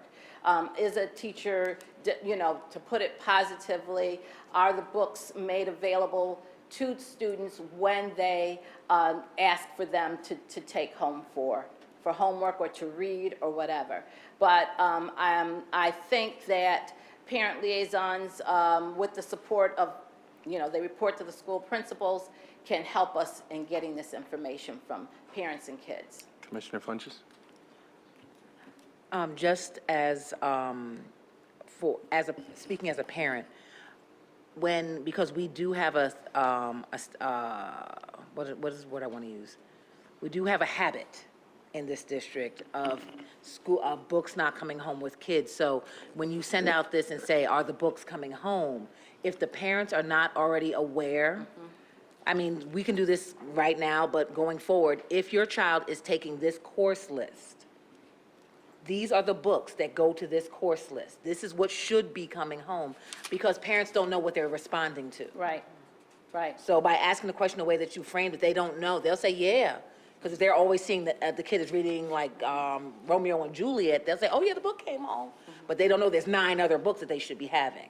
So what my recommendation to you would be is to be able to find a way to align what books go with what child's class schedule, so the parents will have that. So when you ask them the question, do they see these, they'll know, did you see these 9 books? And I also think that students are a good source, because they will tell you whether you're right. So that's what we're trying to do. But that's what we'll do. And then we have the school expo, January 12th, which we're expecting lots and lots of parents to be there. And that would be a good, and we will have a table set up, OPE will have a table set up so we can have this conversation with parents, and also work with our 3 advisory councils to engage parents around this issue as well. Can I just follow up on that? Yep, go ahead. Do we really need a survey? The reason I say that is that since I've been on this board, we know that that's been an issue. Everybody in this community knows that our children are not getting their books. Okay. Can we pass that step and then just go and put the right processes in place so that we can because first of all, we don't have that kind of money anymore. And secondly, I just think that this process delays the action that we need to do within our buildings. And so Do we really, and you just think about that, I just don't think we need another Okay. survey. We just need to do the work. I agree, I agree with you. I'm not doing a survey to determine whether or not we need to have an action to send books home. I'm doing the survey because we hear from some parents that they're not going home. I don't know if it's all teachers who are refusing, some or whatever. So as I said, correspondence has already gone to schools that have instructed school principals to ensure that books go home with kids. And we need to do some continuous monitoring of that to make sure it's happening. That's what I'm saying. Chiefs will be working with their school principals. If we get a complaint from a particular school, we're holding the principal accountable because that's where it is. And if there is a teacher that is refusing or to send books home with kids for whatever reason, then they have to be held accountable by the school principal. Vice But President I Powell? didn't want to, I'm glad you said that because we're not waiting to find out. Vice President Powell? Yeah, I just wanted to say what Cecilia did. It's not that, yes, we know, we hear the complaints from parents that their kids don't have the materials they need, but that's not a universal problem. I have never had a problem with my child not having the books. In fact, I have 2 or 3 2-inch textbooks sitting on the dining room table at all times. It never goes back to school, right? It stays home, and because they're too big to haul back and forth, and he has access to the same textbooks in the classroom so that he can leave his books at home. So it depends on the school, it depends on the classroom teacher, and the issue is to pinpoint where the problems are, not to try to fix everything or send out a whole nother set of books. Now, just a time check, it's 7:27, we're 2 hours into this. We are getting through the questions and the answers, but I just want to remind my colleagues, we don't want to get too into the weeds about this particular issue, but. I just wanted Dr. Keno? to say that if it made it to my report, it was because it was a widespread issue to address Commissioner Powell. Might not be universal, that it might not happen in all school, but it would not have made it my report. It was only isolated. And it's not only, I want to remind that the recommendation not only talks about taking books home, but also having instructional materials at school. And we talked about this at the last board leadership meeting, and this came up. So it's also within the school. And that was also a widespread issue. That's why I talk about the checklist. The checklist, I know that when Dr. Golden answered to Commissioner Shepard about in February, the checklist also means, when in the recommendation was that at the beginning of the school year, teachers are completing it, and principal, they are attesting that they have all the materials they need at the beginning of the school year. I just want to tell the board that in other states and districts, there was a major lawsuit, the Williams lawsuit in the state of California, that mandated this as a requirement. You don't want to get into this, and and if the district did not have all those materials at the beginning of the school year, there was a huge financial penalty for the district. So you're on number 8, is that right? Yes. Okay, before you do that, just a thought and a question. Is there, and you don't have to answer this right now, but is there a project manager for this? Because I'm thinking about there's 84 recommendations. A lot of these recommendations are interrelated, right? There should be project deadlines, right? And you guys are subject matter experts, no doubt about it, the 2 deputies. But is there someone at central office coordinating this and because this doesn't just end with the submission of the report, but then you got to project manage this stuff. This thing is going to go a year or 2 years. You don't have to answer this right now, but I'm thinking, and with all due respect, what I don't see is the comprehensive understanding that this thing is huge and that there are a lot of connected parts. And We so- understand it's huge, Well, no, but Commissioner. that the parts are connected, and it's not clear to me how you're going to connect them. That's still early, but so I put that out there to suggest that beyond you two and all the people that work for you all, who are subject matter experts, and it could be somebody in this building. We don't have to hire a consultant, but I think this is so massive, so complicated in its execution that somebody, and I'll suggest this to Barbara, but somebody ought to be thinking about somebody being a project manager for this. But that, Absolutely. you're on 8, go ahead. All right, what happens if an instructor does not possess this mindset? How will this be measured concretely? This question is tied to the notion of culturally responsive teaching. So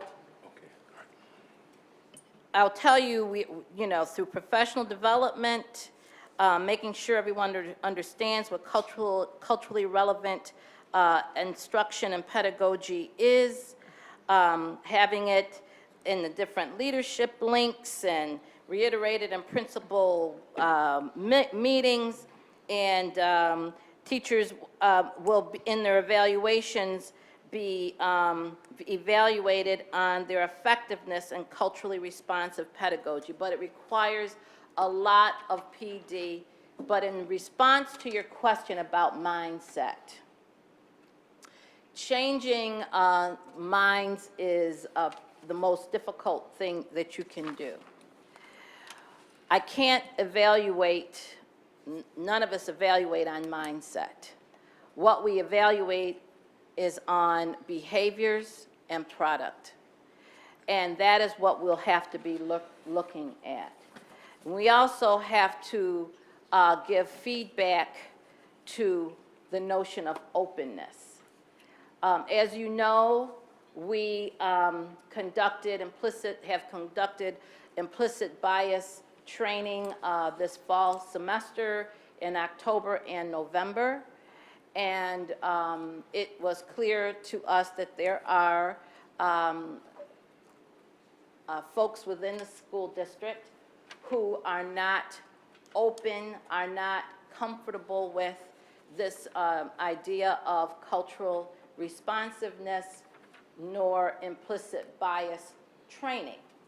And that was evidenced by folks absolutely saying they were not comfortable leading conversations around implicit bias. So that says to us we have to do more professional development with our leaders, and also talk about the reality of, if you are a school leader in the Rochester City School District, you are leading schools that are predominantly black and brown children, African American, Latino children. And so one needs to do a self-reflection and do some personal self-development, as well as engage in the professional development that's offered, so that you are comfortable and competent in this area. We also have had, as you know, one school who decided that they would not implement the K-2 supplemental curriculum, the self, family, and community literature, for whatever reason, and we have to address that as well. So I think the question is a good one. I think it's something that the district has to be very focused on. I think we have to look at what is our theory of action as we address this, as we hold the people accountable for it. You know as well as I do what our academic achievement is among our students. You know as well as I do about the social emotional issues and how we don't know how to adequately address them except for suspensions. So we have a lot of work to do in this area. Dr. Golden, you've been going for 2 hours, and I don't want you to think we're not sensitive to that. Do you want to take a break? Am I starting this? No, absolutely not. But you've been up there for a while. I want to finish. Well, you go ahead then. Can you give me my water? All right, thank you. Let me just, if I can just interject something in reference to this cultural competence thing. This is why they're proponents of segregation again.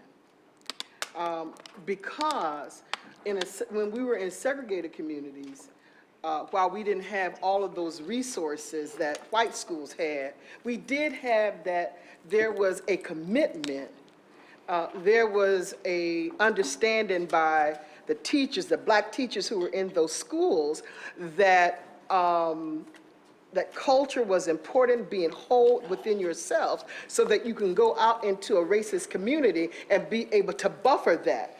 But when you have a predominantly 85% white population, they don't get that. And while I embrace and accept that there are people who may not feel comfortable talking about culturally relevant material, at the same time, it hinders our students, because they're thinking that everything, white teachers are thinking that everything is normal and acceptable for every group, and it is not. And that's why it's important that we have teachers and faculty who are sensitive to this, because when we go out, when our people go out into that community and they don't have the buffer they need by their history and by people feeling comfortable with them and loving them and caring for them, then they go out into a world that they're uncovered. Right. And they're uncovered it from a race perspective. And so that's why, and I'm glad that it is on, that it is being recorded, because it's necessary that we begin to talk about these things such that the white people who work in this district understand the need. Now, the question may become, because I left this board one night thinking, do they not want our children to compete with their children? And so, you know, is that the reason why they're not willing to educate our children? So I'll just leave that out there. I would also add that to address this, the importance of having staff who believe in our children, that they can learn and will learn if the learning environment is such that children are stimulated and they're reflected in the books and literature and the pictures and all of that, that you best bring your best game to school every day, is that HCI has developed a pre-hiring education for anybody who's coming to teach in the Rochester City School District or work in the Rochester City School District. So that's also going on. New York State Education is working on a definition of equity that may provide some useful language that will lead us toward a clearer definition of culturally responsive teaching. The following was shared at the last Big Five meeting.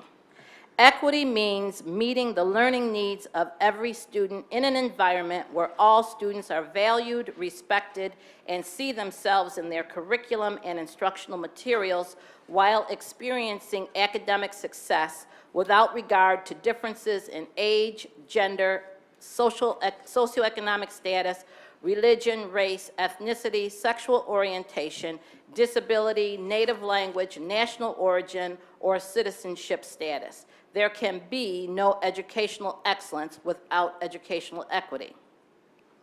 The recommendation implies that there is a clear definition that is widely understood. How will the district ensure that all stakeholders understand it? How will implementation of culturally responsive teaching be monitored? The understanding piece is part of the anti-racism implicit bias education that we're providing for all stakeholders. And this is not a one and done. This is a series of professional development opportunities, which include sometimes PowerPoint presentations, always discourse among the participants, sometimes media where they can respond to something that they see. But we're doing as much PD in this area as possible and are equipping school principals so that they can also reiterate the definition and the importance of every variable being respected every day for every child. how will the district, how will implementation of culturally responsive teaching be monitored? This is to be a evaluation item for both school leaders and school teachers, the culturally responsiveness that's reflected in the school generally and the cultural responsiveness of teaching, the effective incorporation of literature, having materials accessible to students that are developmentally appropriate, grade level appropriate, and that is really quality. That's another thing. We have to make sure that the literature and the materials are quality, and that's the responsibility of both teaching and learning, the Department of Teaching and Learning, the school principals, and vice principals, and anybody else who supervises people in schools. Recommendation 9. Before you do Yes? that, let me just say, Barb has gone, but really kudos to her and every member of her team for recommendation number 8. A lot of this work you all had begun before Dr. Aquino got here, and I've seen a few superintendents, and clearly Barbara Dean Williams has done more than any other superintendent on the issue of equity and race. When I say Barbara, I'm talking about you all, Victorious Minds Academy, and all that, Dr. Joy DeGrew. She's done a lot of work in this area, and I know there's a lot more that needs to be done, but I think that needs to be said as she makes her way out the door. She didn't solve anything, but she and you all really put your foot down and said, hey, listen, we gotta do more about equity, racism, implied racism, and so forth. So I wanted Right. to make that editorial remark. So I'm glad you, so Victorious Minds Academy teachers are providing embedded support to teachers. They're in classrooms every day, helping the education of pre-hires for the district, as well as the ongoing for veterans, has come out from the REAL committee that also came into existence through Superintendent Dean Williams as well. Recommendation 9, why do we need another instructional team? Did we already talk about that? Looks like you okay. Did all 4 of these. Will one of the school-based level teams be dissolved? No one has had that discussion, and at this point, they all serve a different need, so we'll to be continued. How can you improve an existing one? When you talk about school-based planning teams, I used to be a person who was in charge of the professional development for those teams, and I can tell you that making sure that the agendas were focused on instruction was part of our monitoring as well as the minutes, so that they are to be focused on teaching and learning, and the chair of the team, and the agenda setting team, because the agenda is not set by a single person, and if they are, it's out of compliance, is to ensure that nothing is on the agenda or discussed that takes away from the focus on teaching and learning. I would submit to you that that has not been monitored as closely as it was when I was here before, and that is something that we are looking at as an executive school-based planning team now. The recommendation is to implement instructional leadership teams, which are different than school-based planning teams, so I think we've already answered that. Recommendation 10. Why was this highlighted in the report? What is needed to improve the process that's already in place?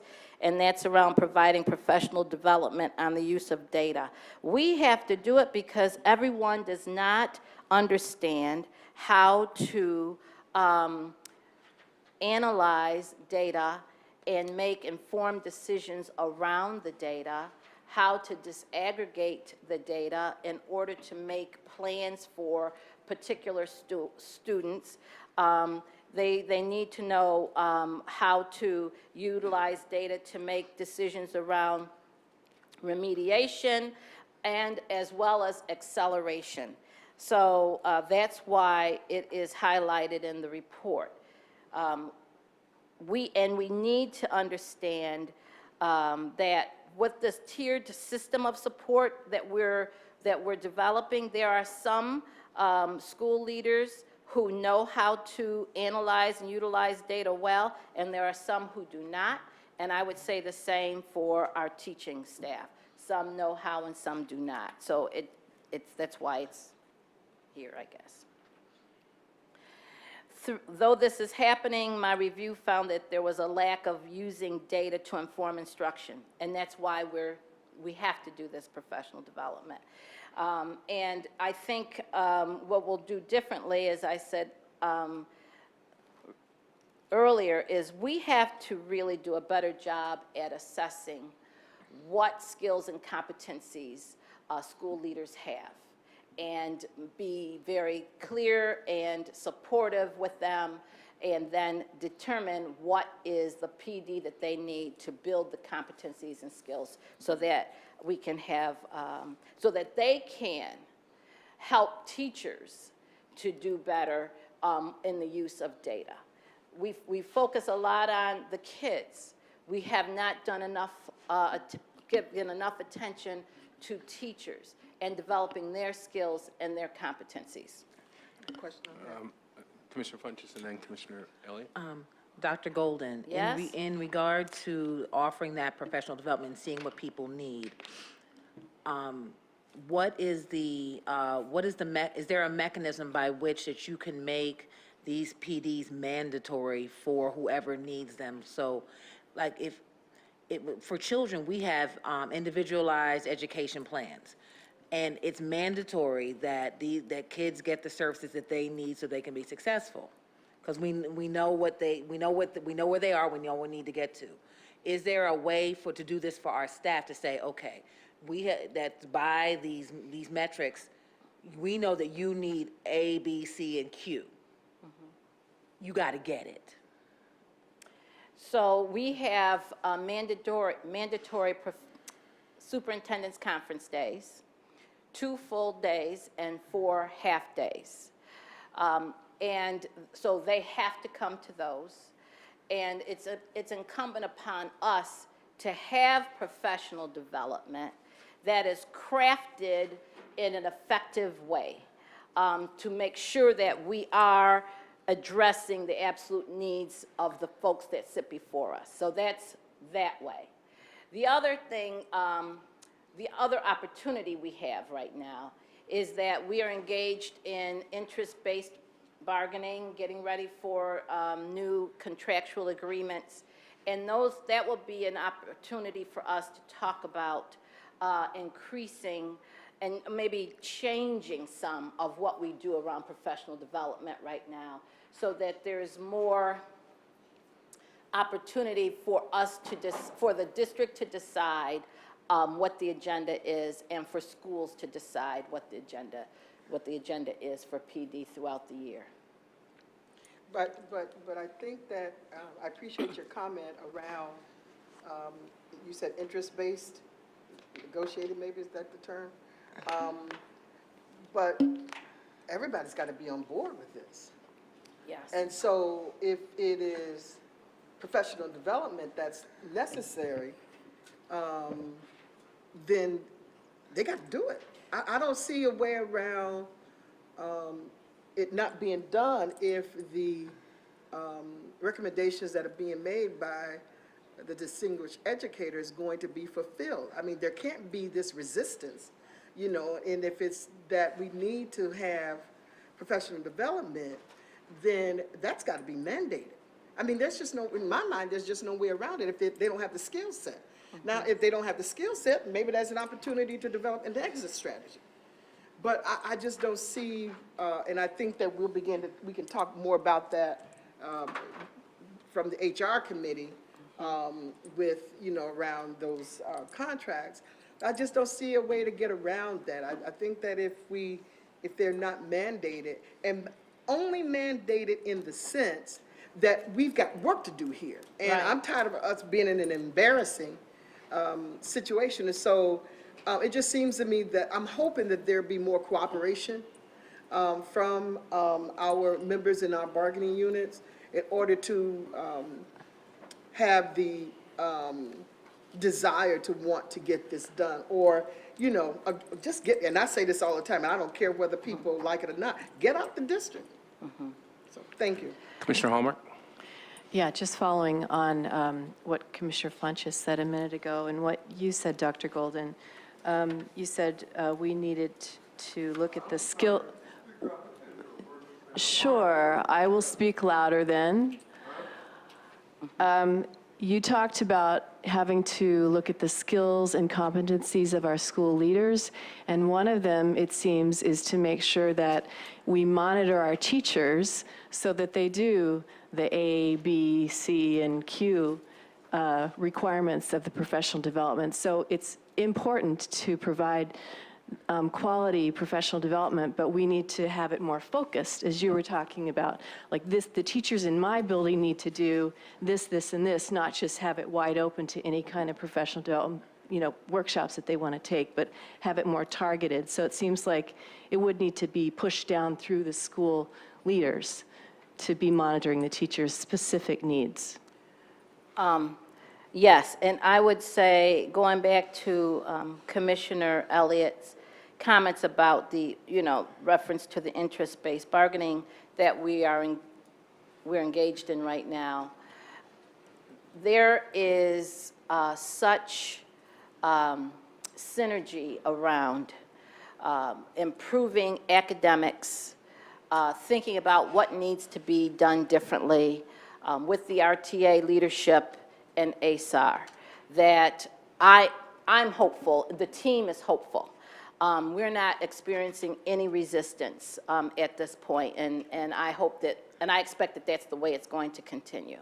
So we know, all of us know, that we have to do better, and we have to do things differently, because if we don't, we're going to continue with where we are, if not worse. Let me just note to my colleagues, time check is 7:52. Commissioner Elliott. Yeah, I just wanted to, then I'm very glad to hear that. And, you know, I hope everybody around those tables are sincere about that.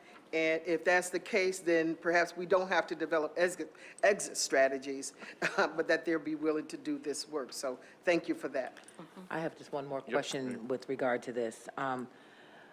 Dr. Golden, is there currently a mechanism, and I go back to what I know, so like, we do evaluations for IEPs, so that we evaluate what kids know, what kids don't know, and to get them to think. Is there a parallel process that teachers, that established, like system-wide, that teachers are able, that principals are able to use with their teachers, and that chiefs are able to use with their principals to be able to create precision of fit between what are the needs of the people on the various levels and what we will provide, what we can say that so we know, so what we need to provide for them in professional development. Because what my thing is that even if we get more control of what professional development we are able to offer, if we do not have a very clear understanding of what the needs are by specific teachers, we will not be able to create precision of fit. Right. The most effective strategy we have right now is through expected walkthroughs by school leaders and chiefs who make observations, informal observations, albeit informal, and then have a feedback system to the teacher, as well as keeping a record of what the areas may be in need of further development. So that's what we do right now. So we wouldn't do a we might do a survey to see what teachers would like, but in addition to that, we have to go in and have the walkthroughs to see for ourselves how well they understand developmentally appropriate ways of engaging young people. How well do they know how to develop relationships with students from diverse backgrounds? how effective are they pedagogically at helping to accelerate student progress? How well do they teach reading? Are they able to teach reading? That is a huge issue. K-12, so at the primary level and intermediate, you're teaching kids how to read and how to learn to read and read to learn. At the secondary level, we need reading in the content areas. So if you're teaching science, social studies, global studies, you need to understand that. So that is critically important. And I say that, and I'm going to say this, that in addition to what do the teachers need to know and be able to do, what is it our school leaders need to know and be able to do? Are they really instructional leaders? And by what means does one get that label as an instructional leader? Right. We need to figure that one out too. Okay, because what I would ask or recommend is saying that there is a system-wide, like, a rubric, something that if you're at, let's say, because see, just like our kids have mobility, so do our leaders, and so do our teachers, so that if we are using a standardized tool, that if a teacher is at school 23 this year and school 33 next year, we know that this teacher has these needs, and it's not subjective because school 23 had a different chief or a different principal than school 33. Do you understand where I'm coming from? Yes. So that's what I'm looking for, because around making precision a fit, because some of this PD may not all be able to happen in 1 year. So I'm just trying to figure out how do we get to a place where we are ramping that up, not just with our principals, for our teachers, but like you said, with our chiefs, for them to be able to assess the principals in their charge to make sure that they're the leaders they need to be. Thank you. Absolutely. You were on number 11? Yes? And I would just know from my colleagues that at least one board member says that they have to leave at 8:15, so no, you're doing fine. You've covered a lot of ground. I appreciate that, but I would just remind my colleagues that we want to get through comprehensively as much of this as we can. So go ahead. Okay, so they're asking what is being piloted in terms of teacher-scored tests. We're piloting fifth grade so that teachers can actually score, fifth grade teachers will score fifth grade tests, but not the tests of their own students. This is a professional development opportunity which exists in almost all other districts because you learn not just what students don't know, but what they do know. So that's what we're piloting. What's the history and background on the scoring suggestion? Did our teachers used to do this? The answer is yes, they did. When I was here before, is it more costly? It may be, but it's pretty costly to outsource it, so I don't think so. It's going to be less expensive once we get, things organized. What are the reasons for the current arrangement? Why did they move to the outsourcing? Anybody know? Right, when they switched over to the accountability with New York State and the question of the rigor regarding the assessments. People were worried that our teachers were being soft graders on their own. The integrity of it, probably. Yeah, the integrity of it. And is the plan that the district will have teachers score all of them by 2019 school year? And the answer is yes. That is our plan. Dr. Golden, I want to thank you. You stepped out there first. I think you described it as a rough start at first, but you clearly came home real nice, and I appreciate the effort. I know this was not easy, especially being the first one out there, so It wasn't. thank you very much. So I was going to present the special ed piece as well, but I don't have to. Oh, no. I thought somebody else was presenting. You're doing that as well? Mhm, Oh, I'm I sorry. was. So we're all part of the same department. Okay. So, Did you want a break or no? nope, Okay, all right. folks got to go, okay? Yes. I did just want to say one thing before we lose anybody else in administration. So for these three topics that we're covering tonight, you're to come back on the 14th with a submission from the administration. And I just want you all to know, since the majority of these were my questions, is that it's supposed to serve as a framework for you all, so it's not like a got you question. These are things that I want to see actually in the report, since the board is the one that has to sign off on the report, and we're in such a small frame, we're working in such a small time frame. So I want to make sure that all these points are hit on the 14th. I don't want to have to go back and forth and back and forth. Yes, Commissioner, we will make sure every point is addressed. Some of them are school-specific, so I have to do some research there. And I will say that because, it's like, okay, we got to answer these questions, so now we can have time to process and develop a conceptual framework, and Keisha is going to present on the SPED, and I'll be here to support her. Okay, good evening. So I'll just start with the first one. So should I read the comments and then just the answer? The question and then? Read the question and then Okay. give the answer. In addition to having Dr. Aquino, the distinguished educator, as a mentor, please also request support from the special ed department at the state level. And we have here that the district will reach out to New York State Ed, the Assistant Commissioner of Special Education, and request ongoing support and technical assistance in the area of special education compliance. Let me clarify either that, Keisha, because, we talk, and I will continue mentoring you in the area of leadership, though I've supervised special ed in every district. It's not my content area that I would like. There's also another option for the district to consider instead of the state, because I know you and I talk, and you wanted somebody who had urban experience, is if the board approves in terms of having a consultant. That could be another option to assign to get her the support. specific content knowledge that she needs. Exactly. And this was not a reflection on Miss Morgan in terms of, it was just the reflection that she's new and probably one of the most challenging roles in the nation when it comes to special ed. Yes, thank you, I would agree. Okay, so the next question, I understand about waiting for the permanent superintendent, but the interim superintendent needs to play an active role in supervising the department.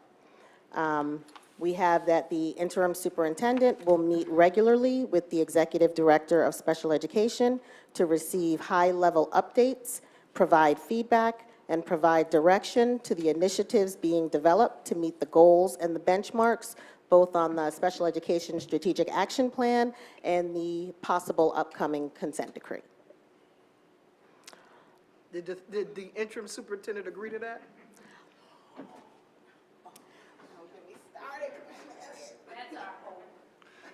That is our So hope. y'all need to flip that question. I mean, I think that to say, you all would meet with the superintendent, but not to.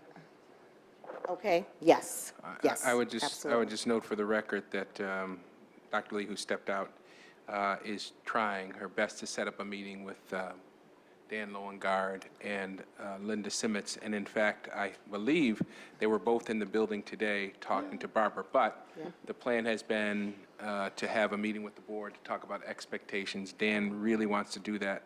But it's just, as you all know, we've had 1,000,001 meetings planned. We're just trying to figure out a time and a place where we can do that. So that's going to happen. And they introduced themselves to me, both of them, and Dan did say he read the report. So I think from the state, from the commissioner perspective, the fact that you have an interim superintendent doesn't stop the fact that you have to. And I think Dan, what he gave me the impression was, yes, he assumed the responsibility that those things have to move forward. Yes. Another question, is the current superintendent doing this? So currently, I meet with the Path Forward, I think there's a new name, the Performance Management Team, weekly, and the superintendent is a part of that meeting, and I report out on compliance in the department. I report out on the initiatives and what's happening in the department. So that's currently how it's done, but moving forward, the thought is, looking at the recommendations from the distinguished educator, that we have more frequent and regular conversations with the superintendent, so they have those high-level updates and provide feedback and support. So sorry, and this I want to say because this talks about also another recommendation that goes in another area, but throughout the entire organization, this is one of the strongest, well, I don't know if stronger, but it's a very strong recommendation where in terms of performance management, there has to be a system of one-on-one meetings with the direct reports in order to support, coach, develop, and hold them accountable, beginning from the superintendent and all the other leaders across the organization that I found was lacking. This is also very crucial in the area of special ed, but across the organization too. Okay, number 3, how will principals play an active role? Since there is a lack of accountability in the district, how will the system ensure that all stakeholders are being held accountable? We developed this one together as a team, including the school chiefs. So what we have is ensuring all students have access to grade level content. Every classroom has materials and resources to better ensure student achievement. All students will have access to high quality instruction. The school chiefs will use special education data points as part of the review and coaching sessions with their principals that are held bi-monthly with each one of the school principals. This will include the FBA and BIP protocols and monitoring of compliance. The next question there says, how will principals, provide the specific plan of how this implementation will be effective? What does more active role look like? What is the difference from what they are responsible for now? So this piece, we might want you or chief or someone.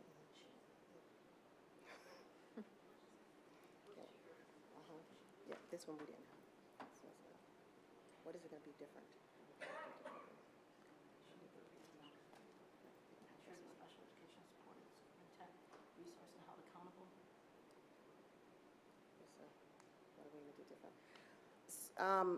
So there will be a tiered level of support to ensure that all stakeholders, including employees from teaching and learning we spoke about, the Department of Special Education, and school principals are held accountable. If there's anything else. So let me say a question again, please. 4. What are we going to do differently? We have to make sure that school principals understand special education and what their responsibility is for it. For example, students have functional behavior assessments and behavior intervention plans. It's clear from conversations that we've had in the professional development offered by school chiefs that some school principals don't understand that they have a responsibility to know what goes on in the CSEs, and also if a child has a behavioral intervention plan, which is a BIP as they call it, that everyone who engages with that student should be operationalizing that plan. So it's about making sure and holding principals accountable for all students, and that includes your special education population. Mr. President, Yes, ma'am. do all of our chiefs that do walkthroughs in the schools have a background in special ed or familiarity at least with the different special ed models and the way that that manifests itself in the classroom? I'm not sure if everyone has a background in special education, but I do meet, and my department meets with the school chiefs every other week, bi-weekly. Provide them updates with the compliance in each one of their buildings, compliance in timeliness of annual reviews, initial evaluations, reevaluations. We talk about the suspensions of our students with disabilities.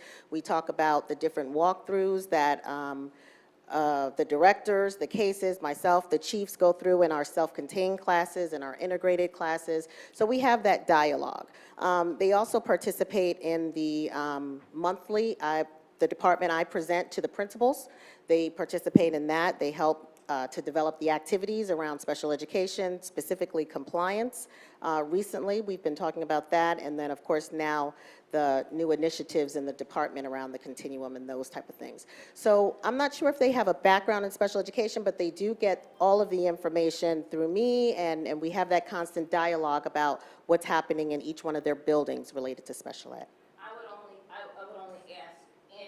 add this, Commissioner, is that while each of them may not have an education background, they are all expected to understand Part 200 of the state education law.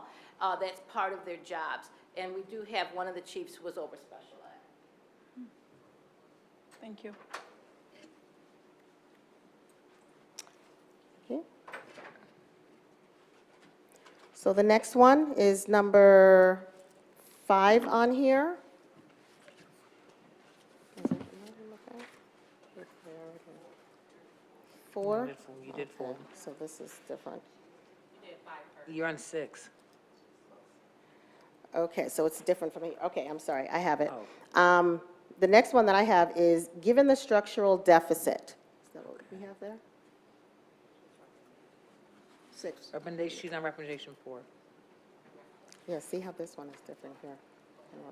Principals. Okay. I have, given the structural deficit, how will the district ensure that all resources will be provided to the department? Right? So that's under recommendation number 4. So what we have is that when developing the budget, the district has identified special education as a priority, meaning that the special education department will not, funds will not be reduced from the department, and we're looking at each one of the needs and having that dialogue. So it has been identified as a department that is a priority, and we're not reducing from the department.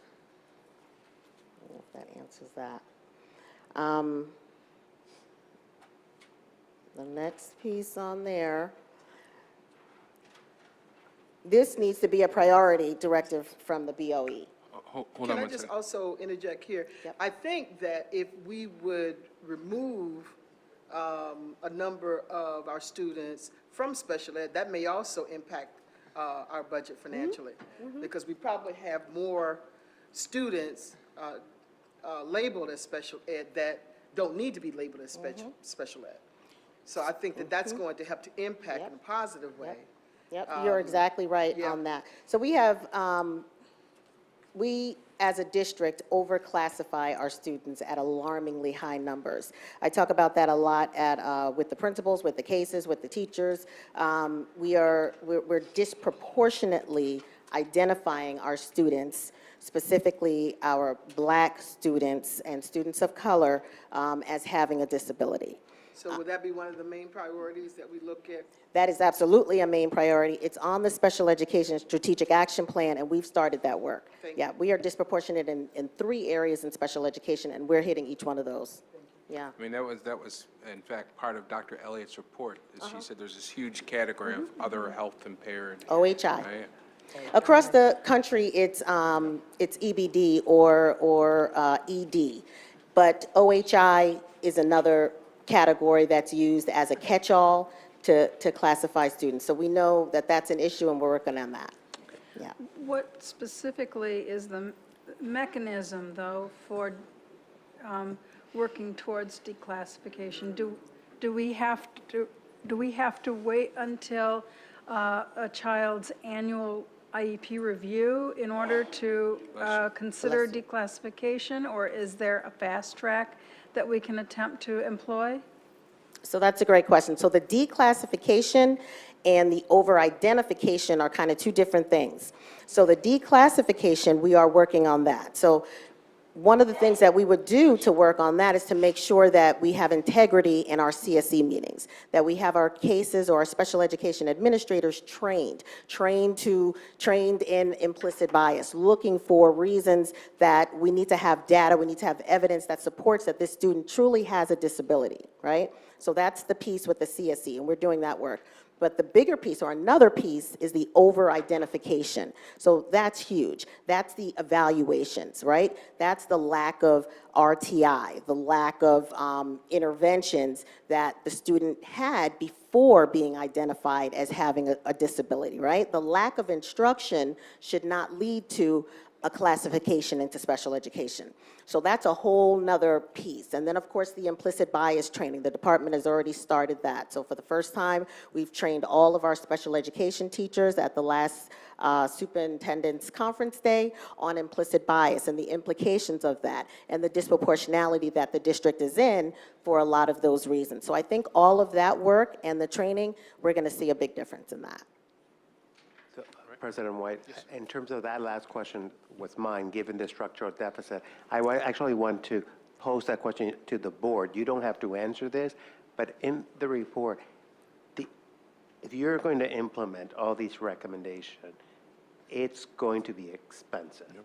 So you're going to have to address the fact that you're facing a structural deficit. How are you going to be able to fund at the same time the recommendations here, which include the special ed and the implementation of the eminent consent decree?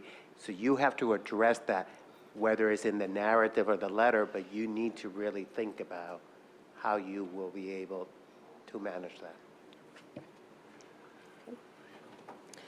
So the next question talks about, it just asks, why is this being highlighted in the report? What will be different? So in the report, it talks about the recommendation was providing written guidelines and training to schools regarding when it is appropriate for a student to be assigned to a one-to-one bus.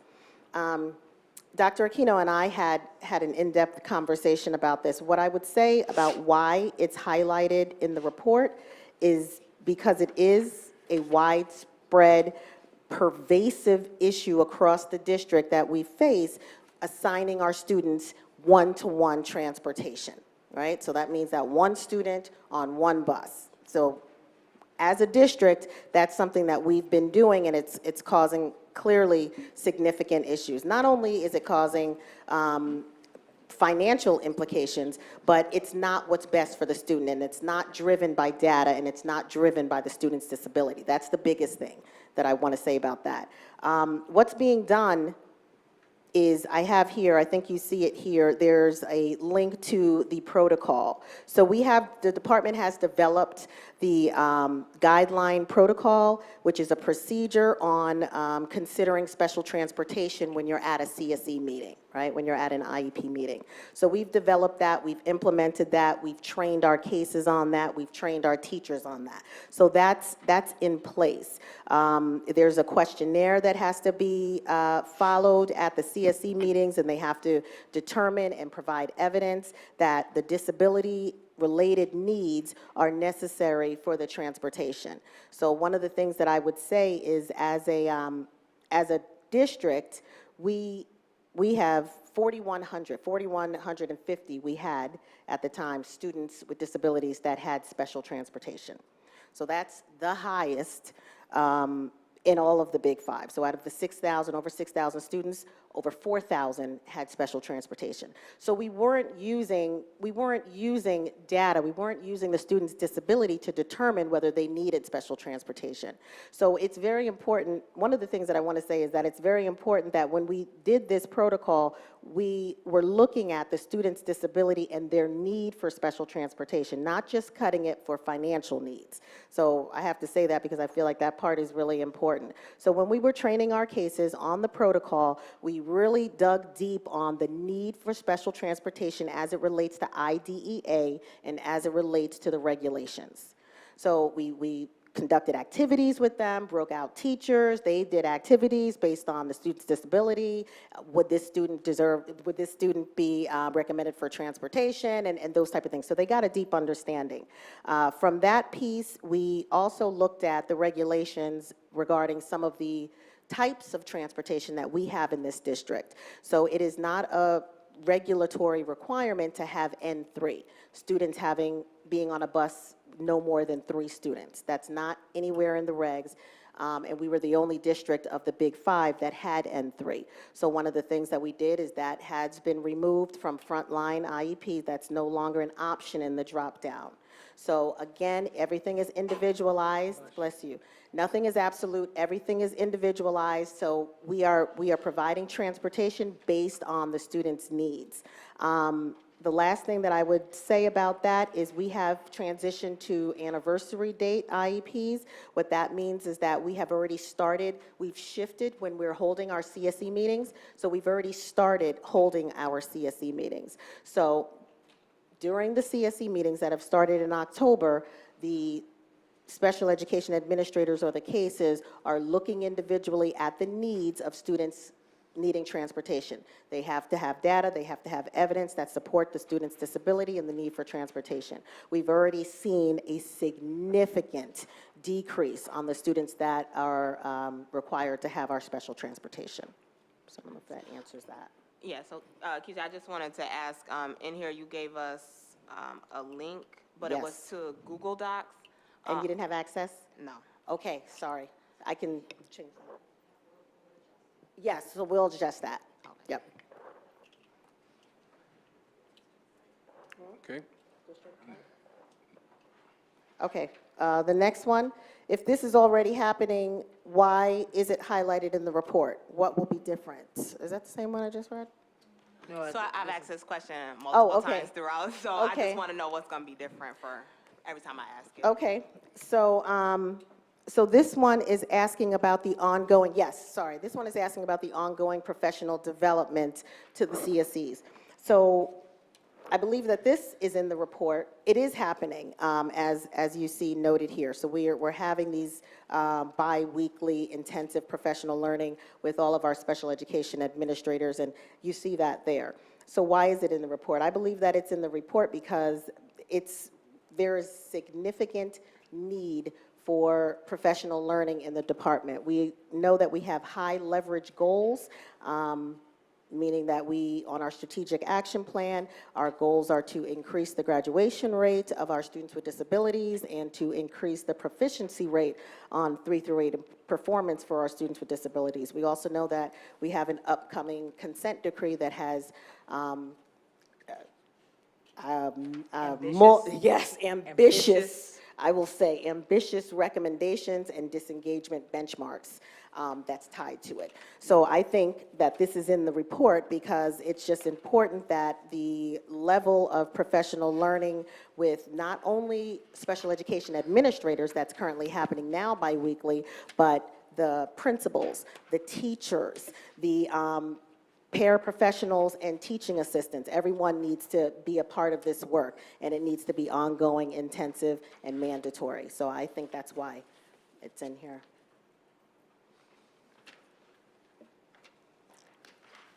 Number 7. Number 7. Okay. What would be the purpose of this position? So this one is considering creating a chief of special education. In my perspective, and someone else can speak to this, the chief of special education, it's important to have the voice of special education in executive cabinet. Right now, it's not. So I'm in many meetings with the deputies and cabinet and everyone, but in executive cabinet where there are significant decisions that are being made that impact the large Department of Special Education, my voice or the voice of special education is not on that. So in my opinion, that would be one purpose. And I just want to say that from the special committee for special education, this is one of our recommendations. and it will be part of, it is going into the consent decree, because we feel because of the sheer volume and number of students in special ed and the scope of what needs to happen and how important this is, we need that position singularly represented at the highest level. So that is why, and so in our report, that is why and I would think that Dr. Aquino agreed with us that is why we made that recommendation as well. That's all I have. Yep. All right. Who will be presenting the last section for tonight? Again, being mindful that it is 8:24.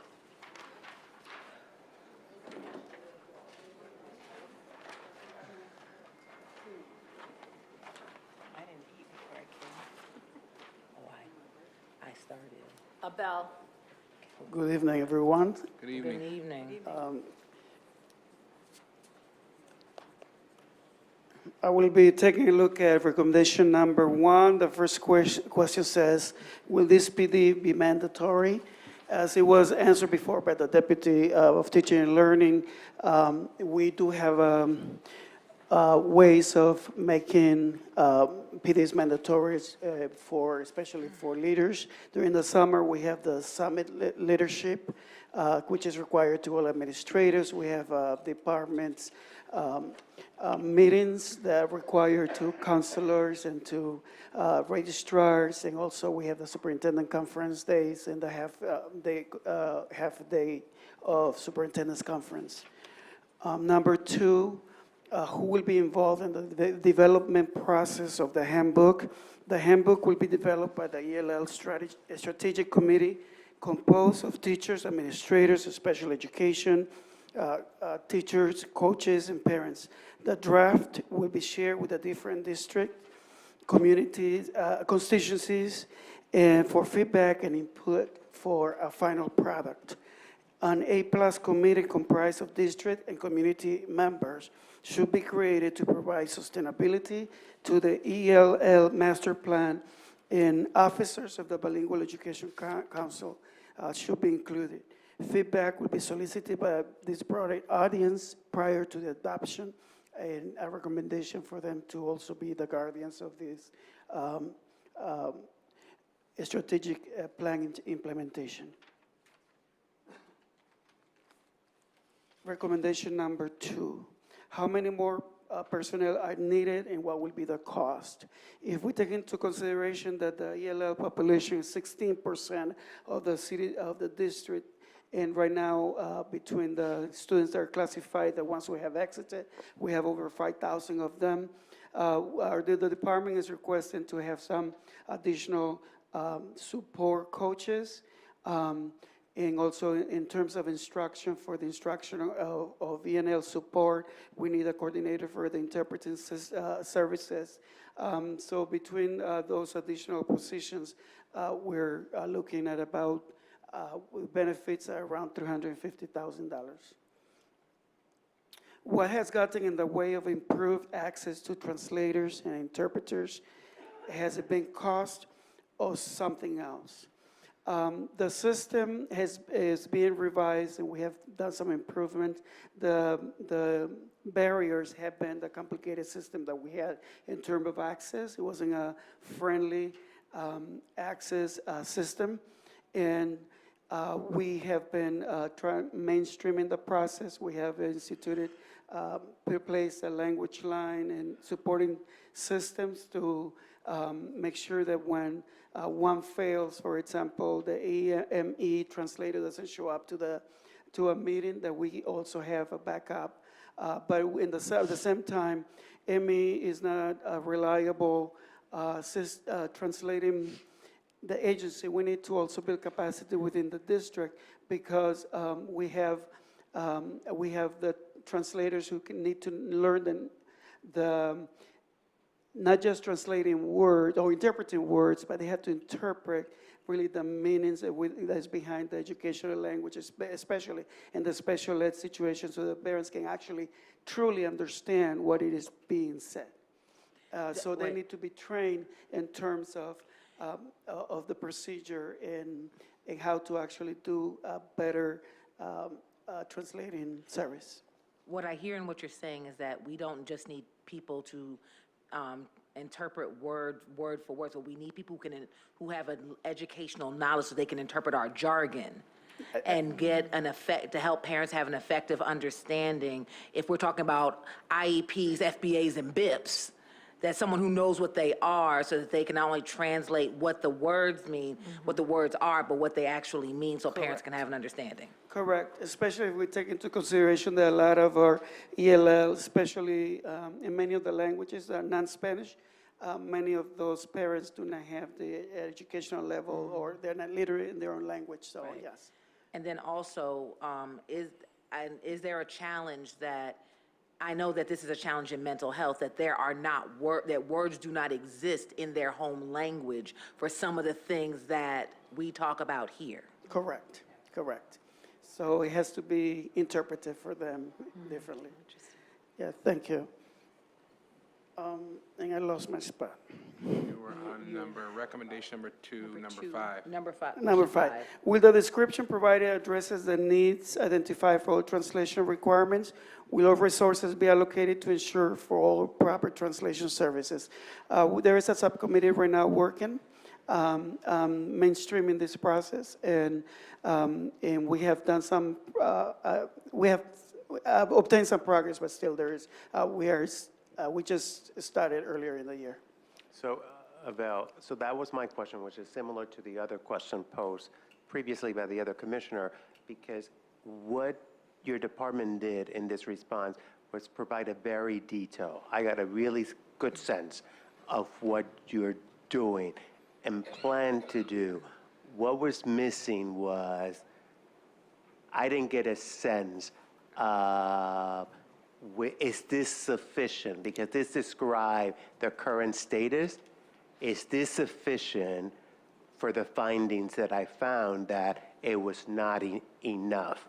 Like, do you need more staff? Do you need more resources? I think that's what you need to include it, because there were some really egregious situations, particularly as you mentioned, when during CSE for special ed, but across the district in terms of providing proper translation. But this was really detailed enough that it was a really great description, but now just add, what do you need? Whether you're going to get it or not, but what do you need to make it happen in terms of having proper translation? Yeah, this item has been discussed with the Progress Management, Progress Management Committee, because it is a need at the state level in terms of finding certain languages, translators for certain languages. However, based on the high numbers of the 5 most spoken languages that we have, it has been discussed will be included in the budget to hire per hour translators that will work on a needed basis to help us support, and we're tapping into a lot of the graduates from our RIA program, kids who are currently going, who are educated, graduates from the RCSD who are living in the area and actually attending college locally, So just which wanted currently to- they help support, yes. I wanted to remind you that in my review, yes, obviously the low incidence language that you mentioned, but this was also happening with Spanish too. So it's not only the low incidence, which is harder to get, but also with Spanish. Thank you. Number 3, recommendation number 6. How can we get an electronic program that will translate our district's website into multiple languages? Currently, the website is designed where you can actually translate what it says, but that's not a good situation. Our chief of technology is looking into, she mentioned to us that Microsoft has a new program that she is looking into to see if we want to, the subcommittee is going to test it to see if actually it does a good job, because as everybody who speaks a different language here can attest, we Google Translate this stuff, is sometimes it says stuff that we don't want to say. So we're looking into a program to see if we can make it available to the parents. Number 7, how will school leaders be trained on the expectations? Currently, the system that we have, we request time during principal meetings. We're also establishing consortiums for teachers in collegial circles to pass on this information in terms of the expectation for LLs. And also, our team of coaches provide PDs during the superintendent conference date. So that's the mechanism that we're using to communicate to the schools. So that was one of my questions. So I think the question, I want to elevate it a little higher. You don't have to answer it, but for the board and the administration to think about is how will, from the top, from the board to superintendent and all the senior leaders, really focus on the needs of English language learners, give them the attention without having the district have to end up in a consent decree to really focus on the needs of these students, like now you're happening in special ed. So you don't have to get there to meet the needs of the student. Thank you. From all levels, not only from your department, but all levels. Thank you.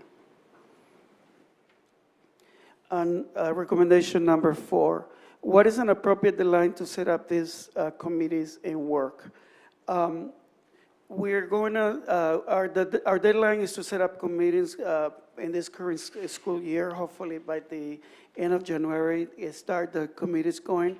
But we're looking into, for the summer of this upcoming summer in the school year, to work on the elementary curriculum for the ENL and shaping up the revamping, make sure that bilingual curriculum is in place. But we also are looking at for the following 2 years to take a look during the summer in the school years to work on some of the needs in terms of the different courses for high school. So we're looking at a 3-year plan, which we'll be coordinating with the teaching and learning. Recommendation number 5. I think number 9 is not in the right, doesn't seem to be in the right spot, because this talks about bilingual administrators. So I'm going to skip number 9 and go to number 10. What's the commitment from the senior leadership to make this recommendation happen? Actually, the response,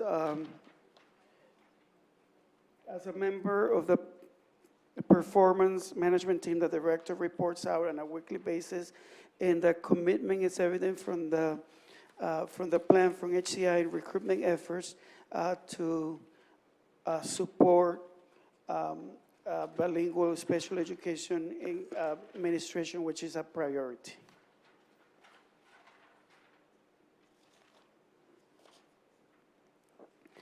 Recommendation number 6. When will the date be determined? When the Distinguished Educators Report came out, there was no cap yet. It hadn't been received, but we received it the first week in November. By November 16 was the initial due date, and by November 30th, we submitted a revised cap, and there will be quarterly reports, which will be giving February 15th of the upcoming year, May 15th, August 15th, and so on and so forth for the next 3 years. Recommendation number 7. Why is this highlighted in the report if it's already being done? What changes need to occur? In preparation to the Part 154 strategic plan, which is due to the state in November, last year my department started to work on looking at the dropout rates and what were the reasons why students were dropping out, and we collected some information and started to work on these different pieces But I believe that my department has not done a good effort and hasn't put up a good communication plan in terms of making it district-wide and making this information available to everybody. So that's the reason why it's being highlighted in the report. And we need to do a better implementation job and at the district level, just make this information more readily available. How will, number 13, how will the district support the schools with a large proportion of ELLs? Will it bring them together for regular PD and best practices? Part of the response has to do with the fact that because of the many changes in leadership throughout the years, there hasn't been a consistency in terms of the ELL programs being one and supervised as one, but part of the plan is that the multilingual department will coordinate all this, the rolling out in the programs and the supervising of the instructional pieces so that we can provide leadership in terms of bringing cohesiveness to the network of ELL schools. We have some schools that have larger programs, and right now we have been working, revising the LEAP, which is, we have a functional program at the school number 15, but we have had one of the coaches doing collegiate circle and bringing the teachers together to improve our programs there. So the Department of Multilingual Education will coordinate these, they will coordinate data conversations and provide instructional leadership based on the achievement results. In addition, through the Office of Professional Learning Opportunities, we will offer for a way for schools to collaborate in the identification and evaluation of the best instructional practices, as well as duplicating effective supports that are yielding improved academic achievement. And I apologize because my accent gets 5 times as stronger when I'm nervous. So when will the system be developed and put in place?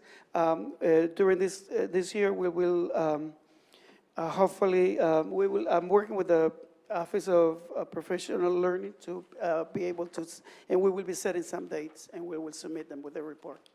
Thank you. Thank you. Let me thank all of the commissioners who submitted. Yes, go ahead.